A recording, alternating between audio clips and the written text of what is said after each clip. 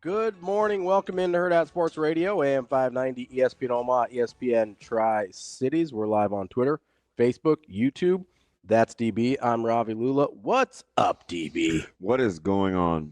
Not too much. Just I'm pondering some very philosophical questions this morning. Are you a philosopher? No, What's that? I just play one on the radio. Yes, I think very deeply. I try. I don't love the audio. It's nice and loud. It's fairly crisp, but it sounds a little hallway-y. Our audio this morning? As opposed to whose? Well, I don't know. I didn't know if you meant like one of the sound clips. Is it somebody else in here? I didn't know. Maybe you got like an earpiece in. You're listening. You like to multitask? Nope. I took my earpiece out. Okay. Oh, did I tell you I took my earpiece out at Nebraska Public Media? No, you didn't. Yeah. So I don't love it anyway, because the great. They like talk in your ear? Mm-hmm. Yeah, that would be really distracting for me. No, and he yelled twice. Who's yelling at you? I'm not. I love him, so I'm not. I hashtag kind. So, I checked on Severe yesterday because I want to make sure he was okay on my way to Nebraska City. Because part of me felt a little bit, because I dealt with a little bit of his symptoms in like my own household. So I know you're just gonna say color me, but color me curious. Color me bad? Hey, beautiful lady. No, wow. So, like I had my mic pinned to my top, and I went like this twice, and said producer was like, "Hey, don't do that. Stop touching your coat." That's how he said it the first time. So I was like, "Oh shoot." So the guy behind the camera, he's super cool. He had on the Steelers bomber, so I hurt him anyway. And he kind of leaned back from behind the camera, and he didn't use any words. He just was like, I was like, cool. So I said something else to Andy Kendi later, and I think I hit my coat again. Oh, no. And he goes, "Stop touching your coat!" Like he yelled. Hey. No, seriously, he yelled. It's because you probably are like just jacking up his sound levels every time you do that. I'm sure I was so in the wrong. There's no question. Right? Like zero question I should have been better. But I was steaming because he scared me. Right? Like, yeah. And I think I paused. I don't know if I did or not. It felt like I did real time. And I'm like, wow, this is. I always joke with people that when you have an IFB in, it's very, very hard. Yeah. Yeah, I couldn't do it. It's extremely difficult. Yeah. But that's why I love like the Josh Hook. There's just really good. There's just so whatever. So during the break, you know me. What do you think I did during the break? Well, you definitely took the earpiece out. 100%. You definitely took the earpiece out, and then I'm gonna guess you moved the mic. No. Okay. No. I said, "Hey, don't ever yell at me like that again." I'm serious now. Like, don't do that. Yeah. I politely took the thing off and I gave it to this engineer and I put it on the table. I didn't use it for the rest of the show. And he comes out afterwards and I'm like, "Hey man," he goes, "Relax. You'll get touched up." Man, He touched it. He touched it. Listen, you don't want to do that. So he kind of like he's joking, he's messing with me, and he kind of like, I don't know, he might have grabbed me or something like that, and like I flexed, and I said, "Man," I said, "I love the box." I said, "We should just go spar sometime."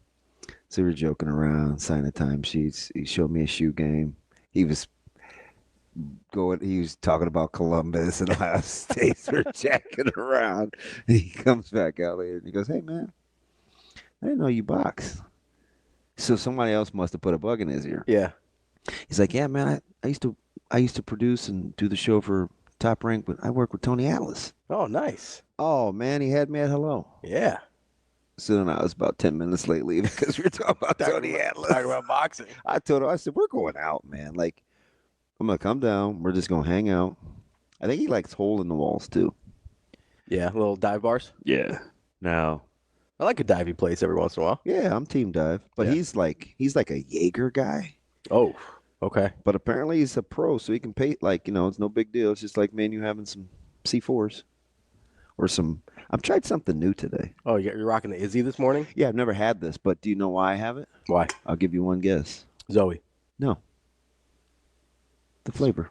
Oh, you love apple. I just want to try it. Yeah, I don't like apple flavored things. Yeah, that's why we don't get along. Yeah, well, among other reasons.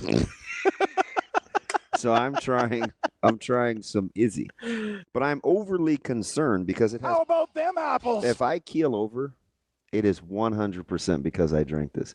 Do you see the small punctures in this? Yeah, I don't think you're supposed to. Did somebody put a syringe in here? I think you're supposed to drink a can once it's compromised like that, DB. But it wasn't leaking, so I don't assume anybody put.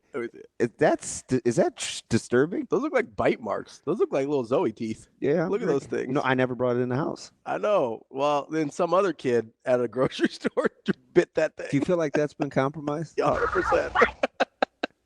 Man, here. Cheers to us. Cheers. Yeah, thud. Yeah, I'm gonna do it anyway. No, that's fine. I'm just saying, like, understand you're making bad life choices.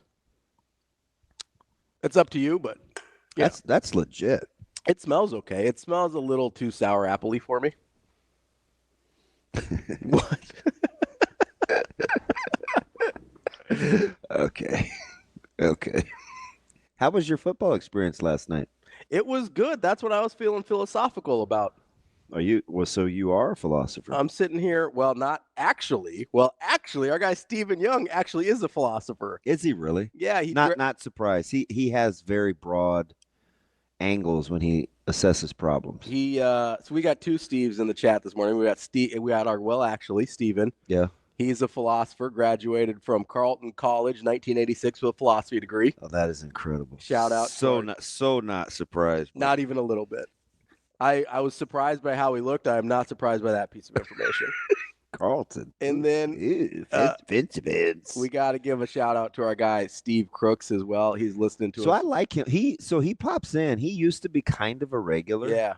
He's listening to us while he's going through dialysis. Says we make it go by faster for him. So nice. Sometimes he'll drop the hammer on people in here. I like that. We need some people. We need some moderators in this chat. Dude, it was so up until like Wednesday, it was kind of bugging me. It was a little unhinged. Like we need somebody to, maybe we get Austin to do that. He listens to the show every morning. We need Austin to regulate the chat. I gotta ask. I hope, you never know, like people come in with like made up names and stuff, but where has Kobe been?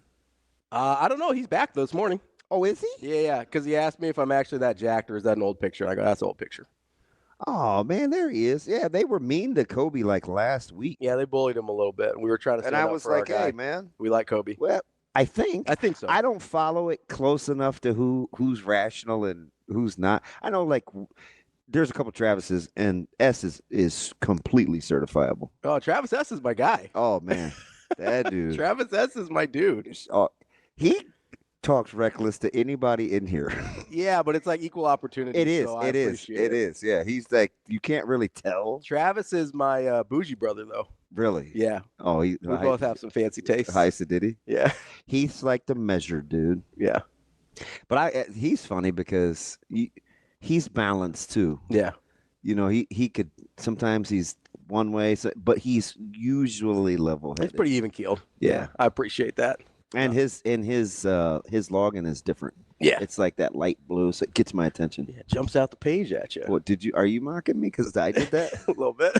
Shane, I'm just letting you know. It started when I first got in here, and he asked me why I couldn't hear, but he's on something different today. What'd I do?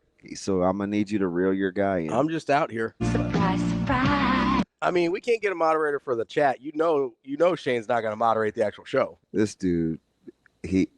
I'm not gonna put you out there, Shane, but he did have one of the greatest lines of all time this morning. Did he? Oh yeah. That's did he, not did he. Yeah, I don't mess with him. No, I don't either. But I said did he really fast, and it sounded like did he. I just want to clarify. So the more I it's not a pro Diddy podcast. Yeah, but the more I'm into this deal, the more I know why I'm especially mad at him over Tupac. Yeah. Yeah. You big Tupac guy. Yeah, 100%. Yeah, that's your dude. Yeah. Yeah, that's I tough. am. It's tough out I here. told you he was at Westside the other day. Tupac No, was? you're exactly right. Yeah. I thought he was in where? He slid in. He wanted some gear before. I thought he was in Brazil. No, he was in Italy. Italy. You know, Yeah. that's my bad. He was gonna give his coordinates to Newhouse when he was in the country, but then my guy Nada was in Milan, and what? Was he in Italy? He was there for like 3 weeks. Was he there with our guy Newhouse? No, they didn't. It didn't overlap. Oh, okay. So Nada's a West Side alum. Mhm. So I wanted to hook Tupac up with some gear. So I was like, we'll send him through real quick, flying back out. And because he wanted to leave it with some of the Italians. So he left it with you? no, I sent it. Oh, okay. Yeah, Tupac shot over to. You're the connect from the Italians. Yeah, Okay. West Side gear. So Tupac came in private, took a couple pictures, got some gear, sent him back to Italy. Yeah. I took some pictures. They're somewhere. I don't know where they are, but Well, he might not show up in pictures. You know, he's got that, you know. no, this is real. Like I took. You think I'm playing? I'm not playing. I don't think you're playing. I just think you're crazy. Well, There's yeah. a difference. Yeah. If you're playing, you know you're playing. If you're crazy, you don't always know. By the way, I hope my neighbor's okay. There was lots of Rescue vehicles out there? yeah. Yeah. The car was in flames in the parking and the driveway. So, you know, I was doing a show one time I was doing a remote. Yeah. And I was parked next to a car, and all of a sudden that car burst into flames while we're doing a show. No way. Yeah, and so I had to run out during the next break and move my car because I was afraid it was going to like explode or get Gotcha. something all over my car. And so probably about 30 seconds after I moved my car, like I'm sprinting out there. Yeah. And about 30 seconds after I moved my car, that thing popped. Mm. I was like, ooh, I cut that one a little close. Yeah. Zoe came in talking about, I heard a boom. I said, no, you didn't. I was in the bathroom. She said, go look. Go look. I was like, wow. Like, oh, I can't stand this little girl. she might have heard a boom. Yeah. Yeah. Well, I hope everybody's okay out there. Me too. You know, I don't have much experience with them except for one time cookies were made Mhm. and offered to take around the neighborhood. And it was the only house that politely declined. No, thank you. I was like, wow. maybe they're gluten free or something. You know, I don't. You never know. You know, my mom's got like a gluten allergy thing, so you know she got She probably would have said yes and threw them away anyway. Like, She- that's fine. She Like, would have taken them and then given them to one of yeah, us. There you go. But you know, maybe they didn't have anybody to give them to. They didn't want to waste them. Yeah. Wanted to make sure that the cookies were. You know, I don't know hardly any of my neighbors, which probably doesn't surprise you because I'm not always the most jovial, friendly person around. No way. Like, are you serious? Like, sometimes you're just not fun to be around. I mean, you wouldn't know. I'm always a pleasure. I mean, to be that is around the with you. most incredible thing I've ever heard. I'm always nice to you. Yeah, I don't know about Just that. not on the air. This dude. Yeah. All right. But so we moved. My wife, on the other hand, though, is very friendly, and Now that is really strange because she is very quiet. she's not super outgoing, but she is friendly. Oh, that's nice. So there's a little bit of a difference there. Yeah. But she wanted to make cookies and stuff for the neighbors or whatever. But we moved into our house January of 2020, and it was cold. You know, it's winter, and then 2 months later, you got COVID. Mhm. And so you're kind of doing the lockdown thing. You're not really interacting. So by the time that was kind of over, we'd been there for about a year. And it was like, it feels like it's too late to go introduce ourselves to the neighbors. So we just kind of been hunkering down ever since then. Really got off to a slow start. Like when people call you by the wrong name and you wait too long to correct It like them. gets away from you. And you're like, I can't tell you now that my name is not Jerome. Speaking of which, That's a random name. I just picked that out of the air. speaking of which, what time are we talking to him, Shane? What time? Because I know he's at state volleyball. He's going to be on the phone at 9. Normal time, just not here. Okay. Yeah. You'd think I'd have looked at the lineup. but- That's okay. No, I'm boycotting it since it came out late yesterday. Mine or his? The Hurrdat Sports lineup. Oh, gotcha. And Shane yelled at me. And I said, Shane, why are you yelling at people? Because he acted like 7:25 was on purpose. It is not optional. No, it's usually out before we start. And I was like, Shane, it's cool. Like, you don't have to cover. I'm not terribly upset. And he doubled down. So I'm like, I'm good. I'm Out on Shane this morning. That's how things get done. The retweets and everything else. I will self-sabotage for the sake of preservation. I mean, doesn't that sound like something I would do? It 100% does. Yeah, there you go. And I'm going to sit here and be like, hey, DB, that's actually a little counterintuitive, probably not super helpful. And you're going to be like, nope. Yep. We've got some people in the chat saying you seem a little more jovial this morning. I told them it's game day. 100%. Yeah, I was like, Well, it's two things. Yeah. It's game day. Yeah. Then we get Coach Manning. Yeah. I don't know about jovial. I'm always funny. What do you guys mean? See, that's what I told him. I tried to tell him. I go, hey, What do you mean? DB's always a 10. That's not true. 10, 11, It 12. started out with my guy Mick threatening me. I can't wait to hang out with him. No, Doesn't he sound like a great dude? no, not at all. No, that was my Columbus plug. I That know. got me to Hyde Park. and He kept me safe. He didn't keep you safe. He put you in danger. No, he said, just go in daylight. No, here's what happened. Okay, this is a classic DB thing. Somebody puts you in a terrible spot, says one thing to make it slightly less terrible, and you're like, "That's a good dude." He sent you to this place where he said, even during the daytime, you stay sober and don't walk alone. It was a restaurant. Hold on. Let's look at the facts objectively here and not about this guy that you like, which is fine. You can like him. We're going to lay it out here. This dude sends you to a place in Columbus that he tells you not to be alone and do not drink, even during the daytime. Technically. True or false? True or false? Well, there's some truth in there and there's some fallacy. My Uber driver said don't drink. Okay. And Mick told you not to walk alone. And Mick told me get back after dark. Or before dark. Before dark. Yeah. And don't walk. So he sent you to a place you shouldn't walk alone. And your Uber driver's like, hey, don't drink, bud. Like he said, don't have open containers. Don't be by yourself. You got to stay on your P's and Q's. He said sometimes people wind up in rivers. Yeah. So this dude sends you to this place Mm-hmm. and then gives you some tips to not get murdered. Yeah. And That's good looking out. No, it's good looking out to send you to a place where you don't have a high chance of being murdered. It's like I said, he made my reservation for 5:15.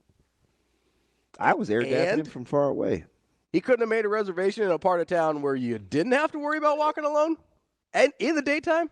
I appreciate it. Are there no good restaurants in places in Columbus where you're not going to get murdered? There was a Ruth Chris Caddy Corner. Okay. That's fine. So it was kind of it was probably our equivalent to the old market. No, you can walk alone at night in the old market. You're okay. What? I'm just saying there's a difference. Oh. I mean, maybe it's Columbus's equivalent of the old market, but I just want to put it out there. Like, there was a time you could walk around the old market and you're like, I don't feel great here. That's been a while. They cleaned it up a little bit, got some new places down there, keep it well patrolled. Hats off to Omaha's finest. I saw them this morning. Yeah, they were at the house. Right outside. Car blew up. It wasn't for me, thank the Lord. Sweet baby Jesus. I'm just saying. The guy that sends you to the part of town where you can't walk alone, maybe not looking out as much as you think he is. He is. That's my dude. Coming up on the show today, you mentioned our guy Mark Manning. No, I'm gonna have to rethink my situation. I would just give it a second thought. Just like take a minute, be like, hey, maybe he doesn't like me that much. It's all part of the plan. At 7:45, we're gonna talk to Mark Manning, Nebraska's wrestling coach. Pretty excited. They get things Who kicked always off. asks us to talk about wrestling? Cody does some, but then there's another guy in the chat that always like, hey, talk more Nebraska wrestling. You like know what Joseph it is? something. Torty. Yeah. So we are. I can see it. Isn't that my man? Yeah, you got a little bit of like the photographic where you can like recall the picture of it in your mind. Yep. I do that sometimes too. That's the only reason I always know where my wife's phone is when she loses it. It happens constantly. I think that's why she married me. It's because I just always know where her phone is. That was part of the I need a phone finder. Yeah, she's like, listen, AirTags don't exist yet. I need somebody who knows where my stuff is. Do I even ask about an AirTag? They're like these little like Apple things that like kind of you attach to your phone or whatever, so you don't you can like look it up and you can find it. If I don't have my phone, what am I looking it up on? You can use somebody else's phone. Like you can connect them to different devices, or if you have like an iPad or something. Oh, that's nice. Or you've got your nice you got your MacBook right there. You could do it down there. Megan asked if I got this drink from Columbus. I do feel You it is. might have. It's compromised. Did Did Mick give you that drink? Knock it off. He's like, hey, DB, I got you this nice Izzy. Well, I haven't. I've Don't only had worry I've about- only had a sip, so I think I'm still okay. Don't worry about the state of the can. If you pass out, just make sure you're with somebody. Yeah, I just kind of noticed this. Yeah, that's not great. We don't love it. Because that's not like a normal dent. Those are marks. It did not leak, so I assume it was exit only. That's not a foolproof philosophy. But It's not. coming up at 7:45, we got Mark Manning, Nebraska wrestling coach. They start their season off tonight with Utah Valley. We'll talk to him here in a little bit. At 8, we've got our guy Tim Verghese from Inside Nebraska, as we always do. At 9, we got Mike Sautter talking NEB preps, football, volleyball. Got the whole thing going on this week. Yeah. And then we wrap up the show with Verz, as we always do. And man, we had some games to talk about. This is the longest I've gone without talking to him. Who, Verz? Yeah, almost all week, I think.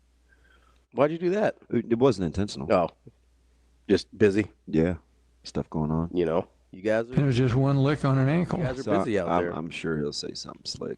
Oh, 100%. How come you didn't come see me? Did you go see him last week? No, Oh, so yeah, he's gonna be mad about that. I did call though. That helps. Yeah, I can't remember why I didn't go. I think I was pressed for time. Can I be honest here? I'm gonna play a little armchair psychologist. Yeah. You guys have a little bit of a codependent relationship. Just a little bit.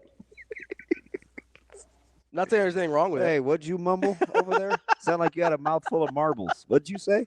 What's that? He said, how'd the Lions play last night? Yeah, right. Yeah, go Lions. We simply can't do that. Hey, and that was another poorly officiated game, though. Yeah, it was pretty entertaining though. No, I loved it. It was great. like it was a rare, really good Thursday night game. Yeah, so Even if it's poorly officiated. it's weird to be in week. Is it 9? I'm just trying 10. to get the number 7 and 2 plus a bye. Okay, week 10. Yeah, I think so. And the Ravens and Bengals are done. Playing for the year, yeah. Yeah, Yeah. they swept that. Well, bad and it's boy. rough for the Bengals too, because they had got one early when they weren't playing well. Then they were playing well tonight or last night and didn't get it. Still can't figure out the Ravens defense. Yeah, and you mentioned that poor officiating on the 2-point call. That was a little, Well, that was just one of right, but that's the most. I mean, the most obvious, like consequential one, yeah. as you get probably a roughing the passer and a hold. Oh, on the one same on play. Gesicki? Yeah, Yeah, that was pretty rough. he was tackled. And Burrow got smacked in the face after the throw. I'm a big Burrow guy. I love Joe Burrow. Man, he is icy. That's why they call him Joe Cool. I need the Bengals to be a little better around him, but I love Joe Burrow. Maybe a while. I want to get into my little philosophical discussion about that game last night because I got some questions about what Zac Taylor did. Coming up next, Hurrdat Sports Radio. Welcome back to Hurrdat Sports Radio, AM 590, ESPN Omaha, ESPN Tri-Cities. We're live on Twitter, Facebook, YouTube, here on the Pillar Exterior stage. That's DB. I'm Ravi Lulla, just having some interesting conversations off air. It's not true. I thought it was an interesting conversation. It's not true. That's all right. Kellyanne agrees with you Yeah, on Mick. because I'm right. No, you're not. No, you're not. He's a good. I'm just saying, he may not be like actively trying to put you in harm's way. He's not looking out as much He as you think is looking out for me. I'm gonna call him, You're telling me there's not a single restaurant in Columbus that's good to eat at. dude. Hyde Park. It's the steakhouse is fantastic. Okay. It is. There's not a single steakhouse in Columbus in a place where you can walk at night. I wasn't going to Ruth Chris, That's fair. and the place across the street was ridiculously packed. Yeah. But it was so much construction going on. You had to they blocked it off. It must be what's happening. Yeah. But it was the Lyft driver that told me somebody was shot there the night before. It wasn't Mick. Mick had So already. Mick didn't even tell you that somebody had been shot there he the had night before? already told me. He was like, "Hey, if you go by the tavern, just don't walk." Like the rest of all the on 3 guys went there. What? He didn't kill them. That's like Mick didn't even tell me somebody that murdered the night before. I'm bringing him up here. That's my dude, man. I just want to hang That's out with him. fine. Maybe he's a cool guy. You're just hilarious though, because it's not just a Mick thing. This is with a lot of people. It's not true. You'll Whatever you're getting ready to say is fictitious. You'll just be like, oh man, that guy's mean spirited, and yeah, he sent me to this part of town where he said I couldn't walk alone, and somebody had been murdered there the night before, And, he said that I'm terrible at my job and whatever. And then he yelled at me. But I love that dude. That's my guy. He's looking out. And I'm like, what?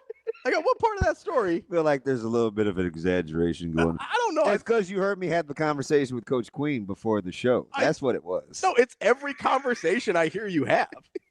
Or every conversation you relay to me. Yeah. You're like, oh, man, that guy's. And listen. Did Coach Queen sound like a guy that would bring me breakfast?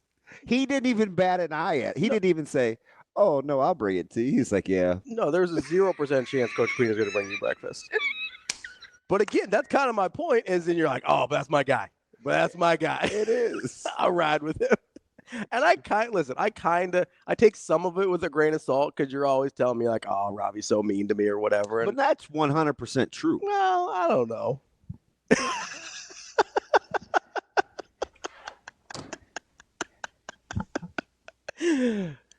I'm nice to you. You can't even say that with a straight face. I tolerate you. Man, don't act like you weren't secretly saying, drink this. No, I told you not to drink it. It's got teeth marks. Okay. It does. That looks like a tiny person bit that can. That's what it looks like. I'm going to have to go ahead and dump this on out. Well, I'm half done, though. It's little. It's only 8 ounces. It doesn't.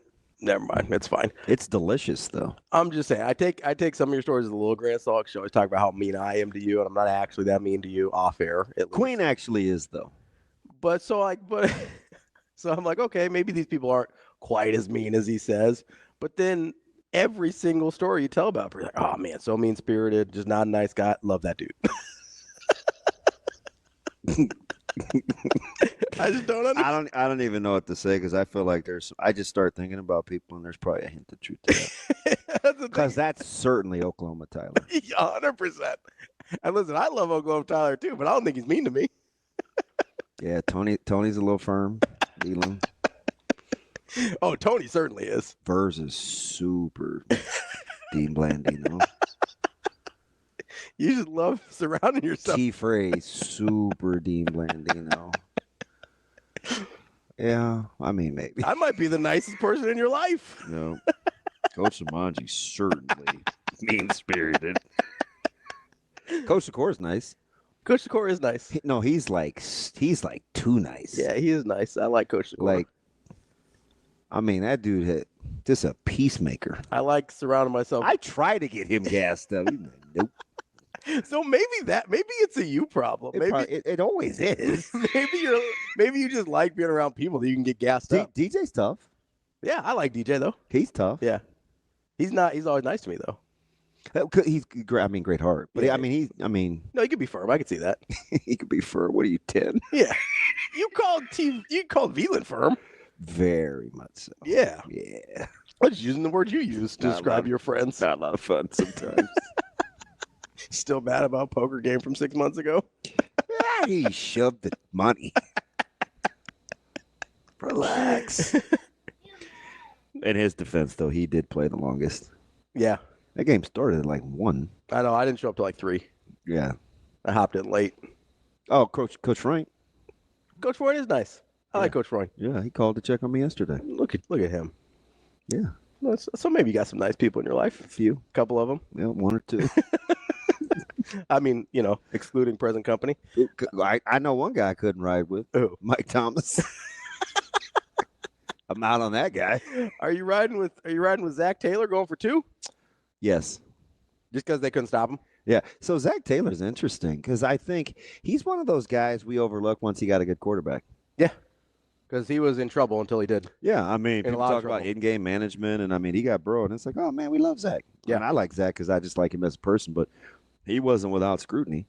Yeah, he was in trouble before Burrow showed up. Yeah, and not totally different from Andy Reid. Some of the criticism. So you didn't? They just saw what. I'm not. What Mahomes did. I'm not saying I don't think he should have gone for 2. I just think it's a really interesting spot, right? Because that's not a situation where, like, the extra point, you go to overtime, And basically you're saying, okay, if they couldn't stop a nosebleed, though. Right, but it's not guaranteed the Ravens get the ball either. So you're basically saying, hey, I don't want the 50-50 shot that they get the ball first. Your boy's going for 2. I want that game over. That's fair. Hey, do you know this whole time I thought Joseph could have been a bot? Who? But he's actually talking like a regular person now. Oh, yeah, our wrestling guy? Yeah, because did you see what the first thing he said was? It's what he always says. Hey, talk more wrestling? Yes. No, cover wrestling. Oh, yeah. But this is actually a conversation he's having. Yeah, he's talking to people. Look at him. I always kind of assumed he was a real person. No, I know he is. But he's very consistent. Yeah, he is. He stays on it. That's about the only thing that he Zac talks about. Zac is back engaged. We got Kobe in. Kobe's in. Yeah. I don't know why I was worried about Kobe. That was an exceptionally mean-spirited day, though. It was a couple weeks ago. Yeah, I think it was coming off. Was it Indiana? No, I think it was coming off of. Yeah, you're right. It was Indiana. Yeah, coming off Indiana.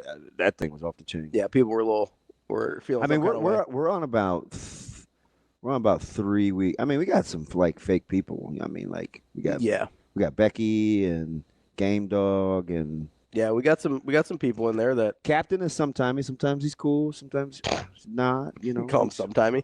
Yeah. I mean, it's human nature. Kobe wants Zac Taylor to come be the OC at Nebraska. Hey, we're on that tough, aren't we? That may not be a promotion. Head coach of the NFL. Are you looking at some of the coordinators in the Big Ten, though? Yeah. Fudge. It's a tough league. It is a tough league. It's a tough place to get a living. It is a tough league. Especially for offensive coordinators. It's a tough place to make a living. Oh, yeah. It's grimy. You're not going to put up a lot of sexy numbers. No, not over time, I don't think. Probably not. But, I mean, Iowa's putting up points now. Hey, they got a case of the Sullivans. Well, again, anytime you can hand the ball off to a guy that's 50% of your offense. That does help a lot. Yeah. Nebraska should get them one of those. Who has one of the sweetest run styles ever. Somebody asked me a question at Nebraska City that I think was pretty fantastic. She said, how come nobody ever talks about Coach Barthel and his relationship with the offensive coordinator? And I paused, and I said, that's a great question. No one has ever asked me that before. Yeah. No one has ever asked me that before in 3 or 2 years. That is a good question. Yeah, she's a big special teams person. Yeah. Oh, yeah. Kicking game drives her nuts. Smart as a whip, though. Did you have a good answer for her? So it was a 2-parter. I can't remember exactly how she phrased the first one, but the second one was, does there seem to be a disconnect? And my answer to that was yes. Yeah, I think there's a disconnect on offense. Yeah. Probably not just between. And there was this Barthel and silence, like I was going to spill the tea, but there was no real tea. It's just. No, you're just observing. It looks like there's a disconnect. Yeah. I mean, I would say there's a disconnect between. Well, anytime somebody says, hey, I have to remind myself or I got to run the ball more, and you have a running backs coach that coaches running backs, and his running backs are maligned, I mean, there's probably a disconnect. Natural. I'd say there's a disconnect philosophically right now between what Coach Rule wants and what Coach Sat's been calling. I would say there's a disconnect between the wide receivers coach and the offensive coordinator. I think there's a couple disconnects on offense. Right. That's how you end up with an offense that hasn't been very good. Connect 4.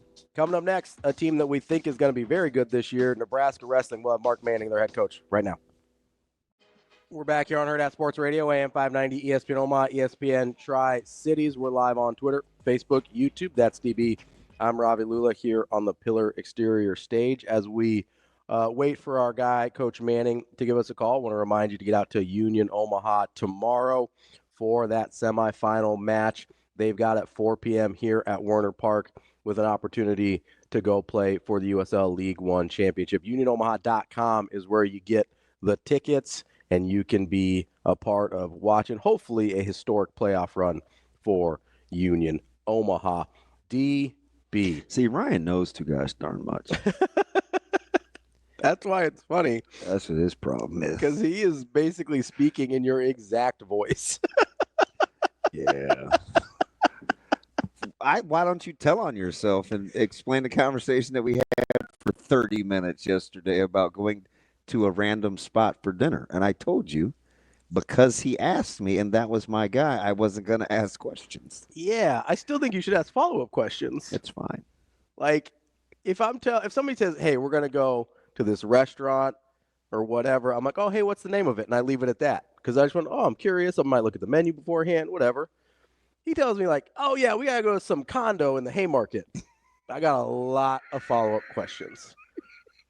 Who's this condo belong to? How do you know this person? It's not important. No, it is a little important. It's not important. This is probably Not these people think I'm on mushroom. There's a lot of out of context things going on right now on social media. I feel like I'm being misrepresented. This is why maybe your Uber driver kind of got the vibe that was like, oh, if I don't give this guy some warnings, he's going to end up in a river. So there's probably something to that because he looked exactly like Carl Winslow from Family Matters. Okay. He did. That's who he That's reminded. the dad, right? Yeah. Okay. But I didn't know him well enough to yuck it up. Yeah. But he did say some funny things. Yeah. So I was like, ooh, do I go here? But then I don't. Then I didn't because I was like, man. I'm just saying, maybe he got the vibe from it that's like, okay, this guy's maybe a little too trusting, not asking enough questions about his surroundings.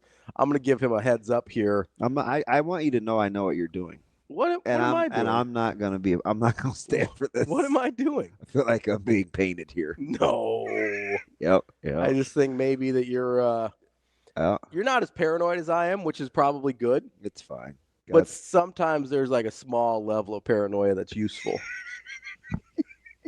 You know? Yeah, we'll cross that bridge when we come to it. It's fine. You might get thrown off that bridge. That's what I'm worried about. I'm not finishing my drink, so I'm paranoid enough. You're definitely gonna finish your drink. I'm not. This is, and my hand smells like apple, so it may have been leaking. Yeah, I think it was leaking. It's fine. It's let's move on before I fall over. We got to get to our guy, Coach Manning of Nebraska Wrestling. Coach, thanks so much for joining us this morning. How are you? Hey, doing well, man. Thanks for having us on. Coach, one of the best in the business. How have you been, man? It's been a little while. Yeah. I saw you on the sidelines there a few games ago, and yeah, it has. We haven't caught up for a while. But, it's funny because I saw you from afar, and I told Ben, I go, he still has the greatest hair going. I wonder, like, he's got kids in high school now. How is he not more stressed? Like, the wrestling coaching part is easy. Kids in high school is traumatizing. Well, so that's why the hair is white. It's because of the kids, right? He still got it. I'm but like, man, I'm jealous. You look fantastic. So you must be feeling good. Yeah. I have a good wife, and yes, it life's going well, but busy. Yeah, very busy. Well, when the football team's not trying to borrow you for positive morale, he thinks the world of you, man. There's some similarities in your guys' personality. It's been pretty cool. Yeah, he's. I know people are not completely happy right now, but he's doing a great job, and building the program at the level that he's trying to is super hard, and there's a lot of peaks and valleys, and I mean, think 2 weeks ago we were a play or two away from beating Ohio State at their place, which that would have been the biggest upset in college football. And so getting his team to perform at a consistent rate is it's not easy to do. Hey, you definitely know a thing or two about building a program. Yeah, Coach, I got to ask you, because you talked about in your press conference a couple days ago how kind of your philosophy about building a program, as DB said, there's some similarities there with you and Coach Rule. Like, how did you kind of arrive to that? Because it's easy to say now when you're winning and you're really successful to be like, oh, I just want them to be good guys when they leave the program. But, like, you got to get to that point where you can say things like that. Like, how did you arrive to the point where that was the most important thing to you? Yeah, well, great question. 24 years ago when I got here, I took over a probation program, and I was -2 scholarships. Yep. There was infraction had gone on, so I did not take over a pretty situation. It was very negative, and it's so really hard to recruit, and really there's just a lot of negativity around our program. So, just did it one guy at a time, man, one guy at a time, and then tried to change the mentality. And Brian Schneider was a junior in college then. He was, he was a big part of our team. And, Todd Beckerman, I remember those times of just getting where convincing the leaders of your team how to do it right, and then the others will fall. And it's just a process. And, hey, I would love for the football team to be 9-0 right now, but I know that's just unrealistic. It's everyone else is trying too. Yeah. And that leads me to believe, like, as you get going tonight against Utah Valley, and historically you schedule tough in a tough conference, and it'll be Campbell and then Carolina, and I think you got the Classic and the Cliff King. Like, you kind of grown this thing to where how you want to structure it to get that season rolling before the gauntlet known as the Big Ten Conference, right? Yes. Yeah. There's some happy medium to it. And you have to, challenge your guys on a not only a daily basis, but then they have to be great competitors. And so I've told our team, hey, 2 questions for you. One, are you willing to give 100% in your preparation, in your practice, right? Giving 100%. Well, what's all that mean? Well, it's not just words. It's, hey, are you mentally ready for practice? Are you mentally ready to make corrections, right? And then, are you 100% ready to, when you put your foot on the line, give 100% on game day? And so, I think, we're all trying to develop competitors and to bring out the best in them. And competition game day is exciting. It's nervous. It's anxiousness, but also it's exciting. This is when they get to show off all their work they've done in the off season and what they're about. So it's fun. You got to make it fun to compete, and you got to be a showman a little bit. People, especially in wrestling, it's one-on-one. But yeah. I would say football field or the basketball court or the volleyball court, you step up and you show people what you're about. Coach, you are super experienced. How important will, like, the weight, like reclassifying for some guys, higher, lower, the wrestle-offs, like depth is a good thing, but you have some grade A bona fide competition under your own roof. I'm looking at 125, and I'm like, best wishes sorting through that especially with such good experience too. Absolutely. We've recruited the right kids, and we're signing 5 guys next Wednesday. We can't It's incredible. tell everyone in the world right now, but 5 really super great kids, and the guys we have in our room, we're really super impressed by them. And you wrestle offs and getting down to weight is just hard for you. If you just kind of have to get in wrestling mode.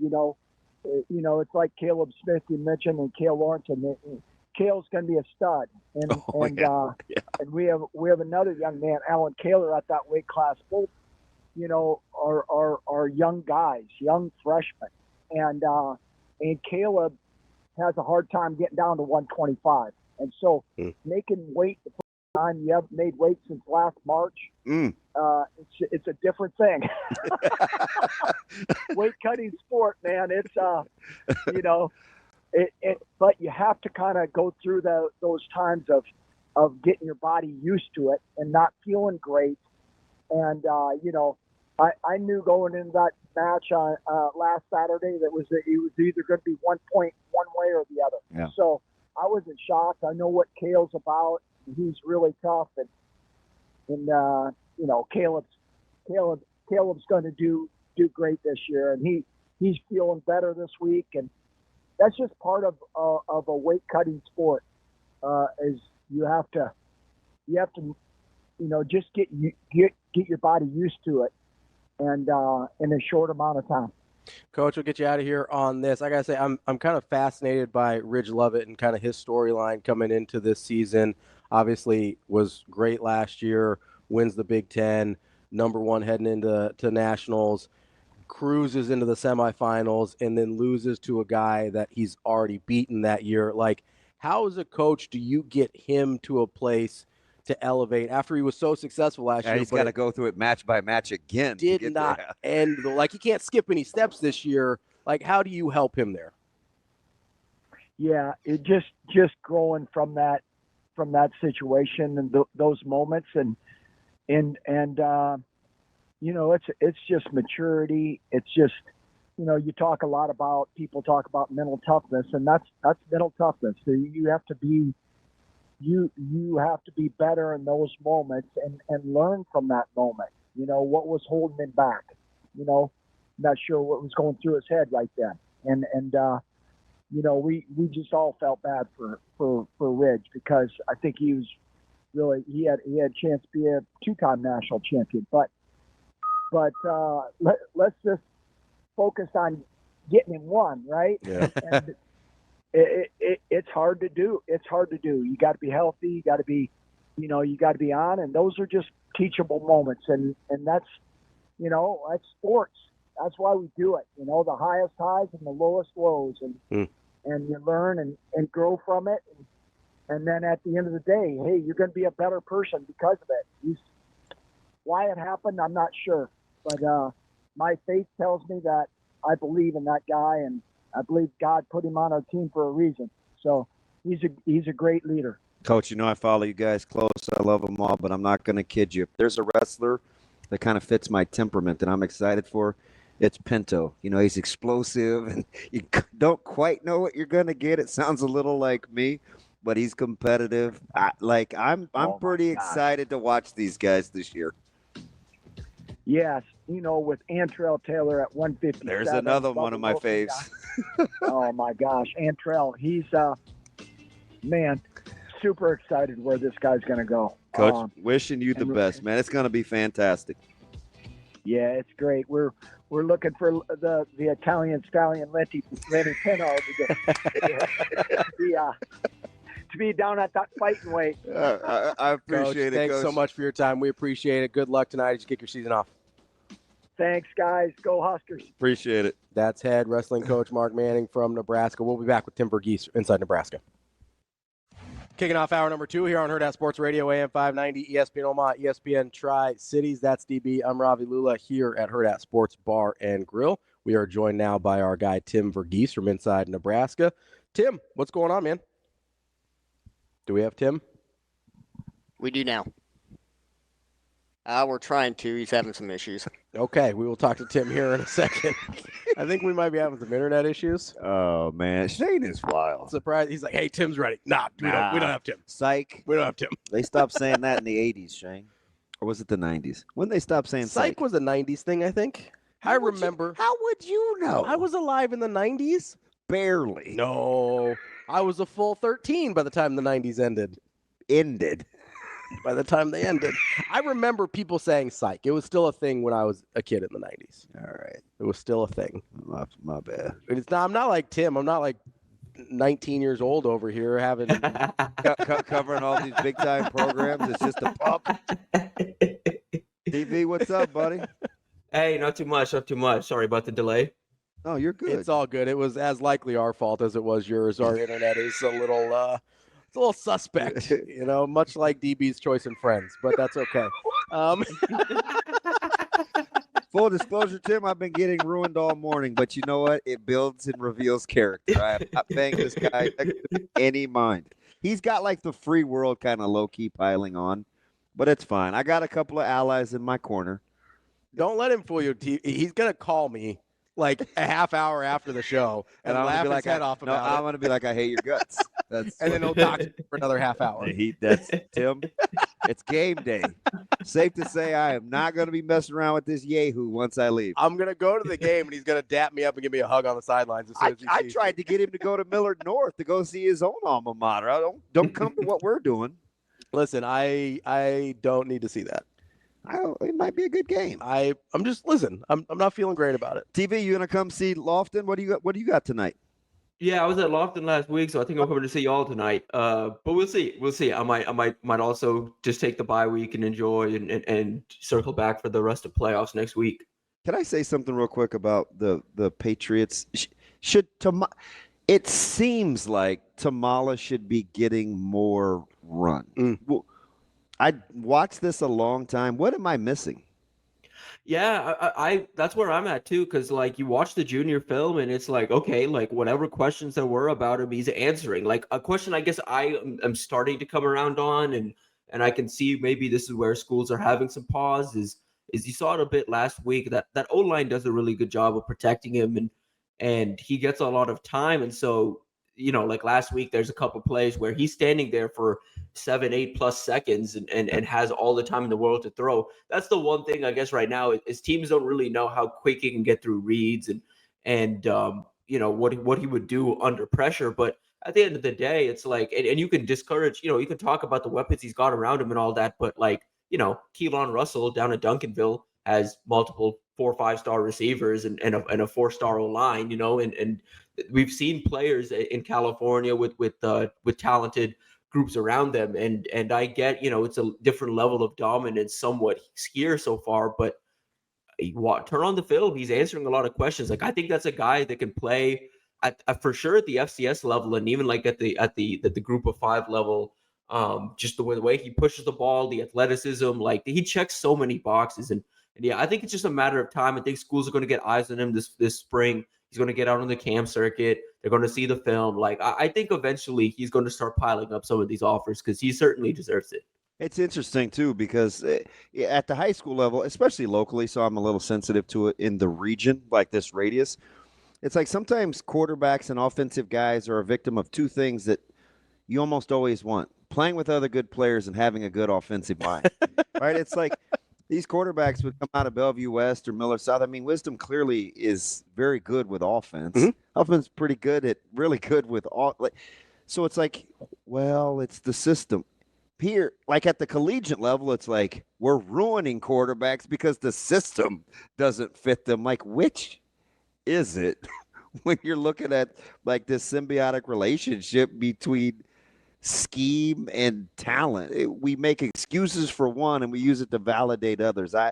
It's just weird, man. Like, if guys can play, they can play. Yeah, and it's very pick and choose. You know, obviously coming from Texas, it's like guys or schools and even analysts immediately will be like, oh, but the guy plays in Texas, he plays tough competition. You don't know that. Like, you don't know for sure, like week to week, he's playing tough like there's 6A at the highest level. There's 6A districts in Texas that play similar levels of competition throughout the season in their like high school divisions as like Class A teams in Nebraska. But you're going to punish a Class A kid because he plays on a loaded team in you know, a quote unquote flyover state compared to someone that, you know, in a big city like in a Texas, in a Houston, in a Dallas plays with better talent.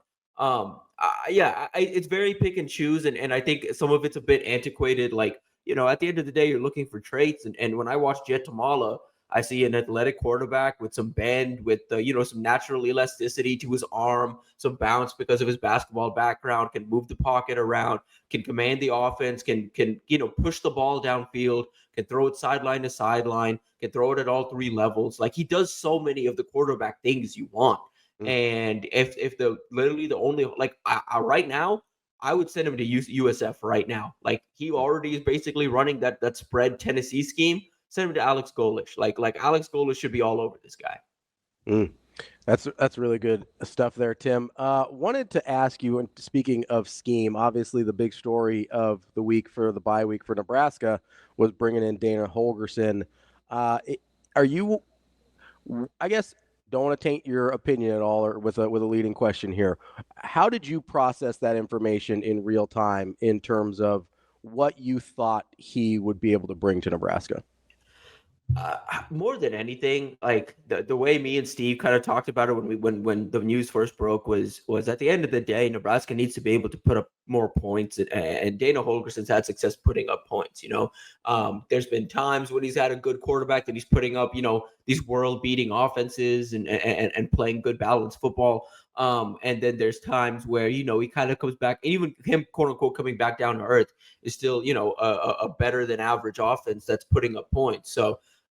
More than anything, I think where I'm at is I don't know exactly how much of an impact he'll have over these next 3 games, but I do know at the very least he can help sequence some of these plays together, help the offense get a better feel for situations, and maybe even add some wrinkles and help Nebraska get into some layup type situations where they have some easy answers, and they can give kind of Dillon this additional. We've talked about the Rolodex.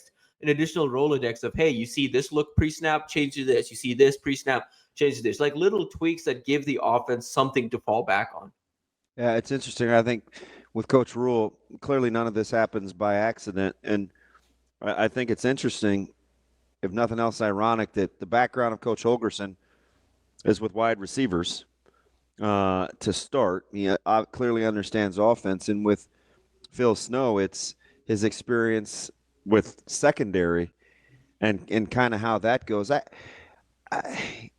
Tutelage is one thing, teaching is another, but just simply having guidance, I think, can be a really good thing with a fresh set of eyes. That's kind of how I look at both these, at least temporary additions. Yeah, and that's the thing offensively. I think I've kind of said this too, and it's like I understand, like there are bigger picture issues with the offensive identity and stuff like that. But I mean, week after week, there's some obviously discouraging stuff from Marcus Satterfield, but the plays are there. There are successful plays in the playbook. It's, for me, the issue has always been the sequencing of it, which is the same thing going back to Scott Frost. Like it's more so how you build plays off each other and how you sequence and drive together. I don't think Nebraska does a very good job of that right now. And that's where, having an outside voice can come in and help, kind of figure some of that out and give you some guidance on, okay, you're in this situation on first down, you put yourself in this situation on second down, here's how you respond. And then, like just giving some additional advice and having a better set of eyes. I think ultimately it'll help, but we won't find out until we see it on the field, because I do want to see exactly how much of an impact he's having on the offense right now.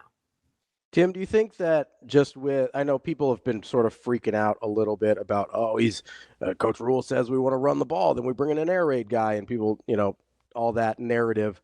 But do you think the air raid concept, some of those quick hitters, could be used as sort of some variations on those hot reads, on those blitzes? Because that's been a big issue, especially in the last couple of games. People been heating up Dillon.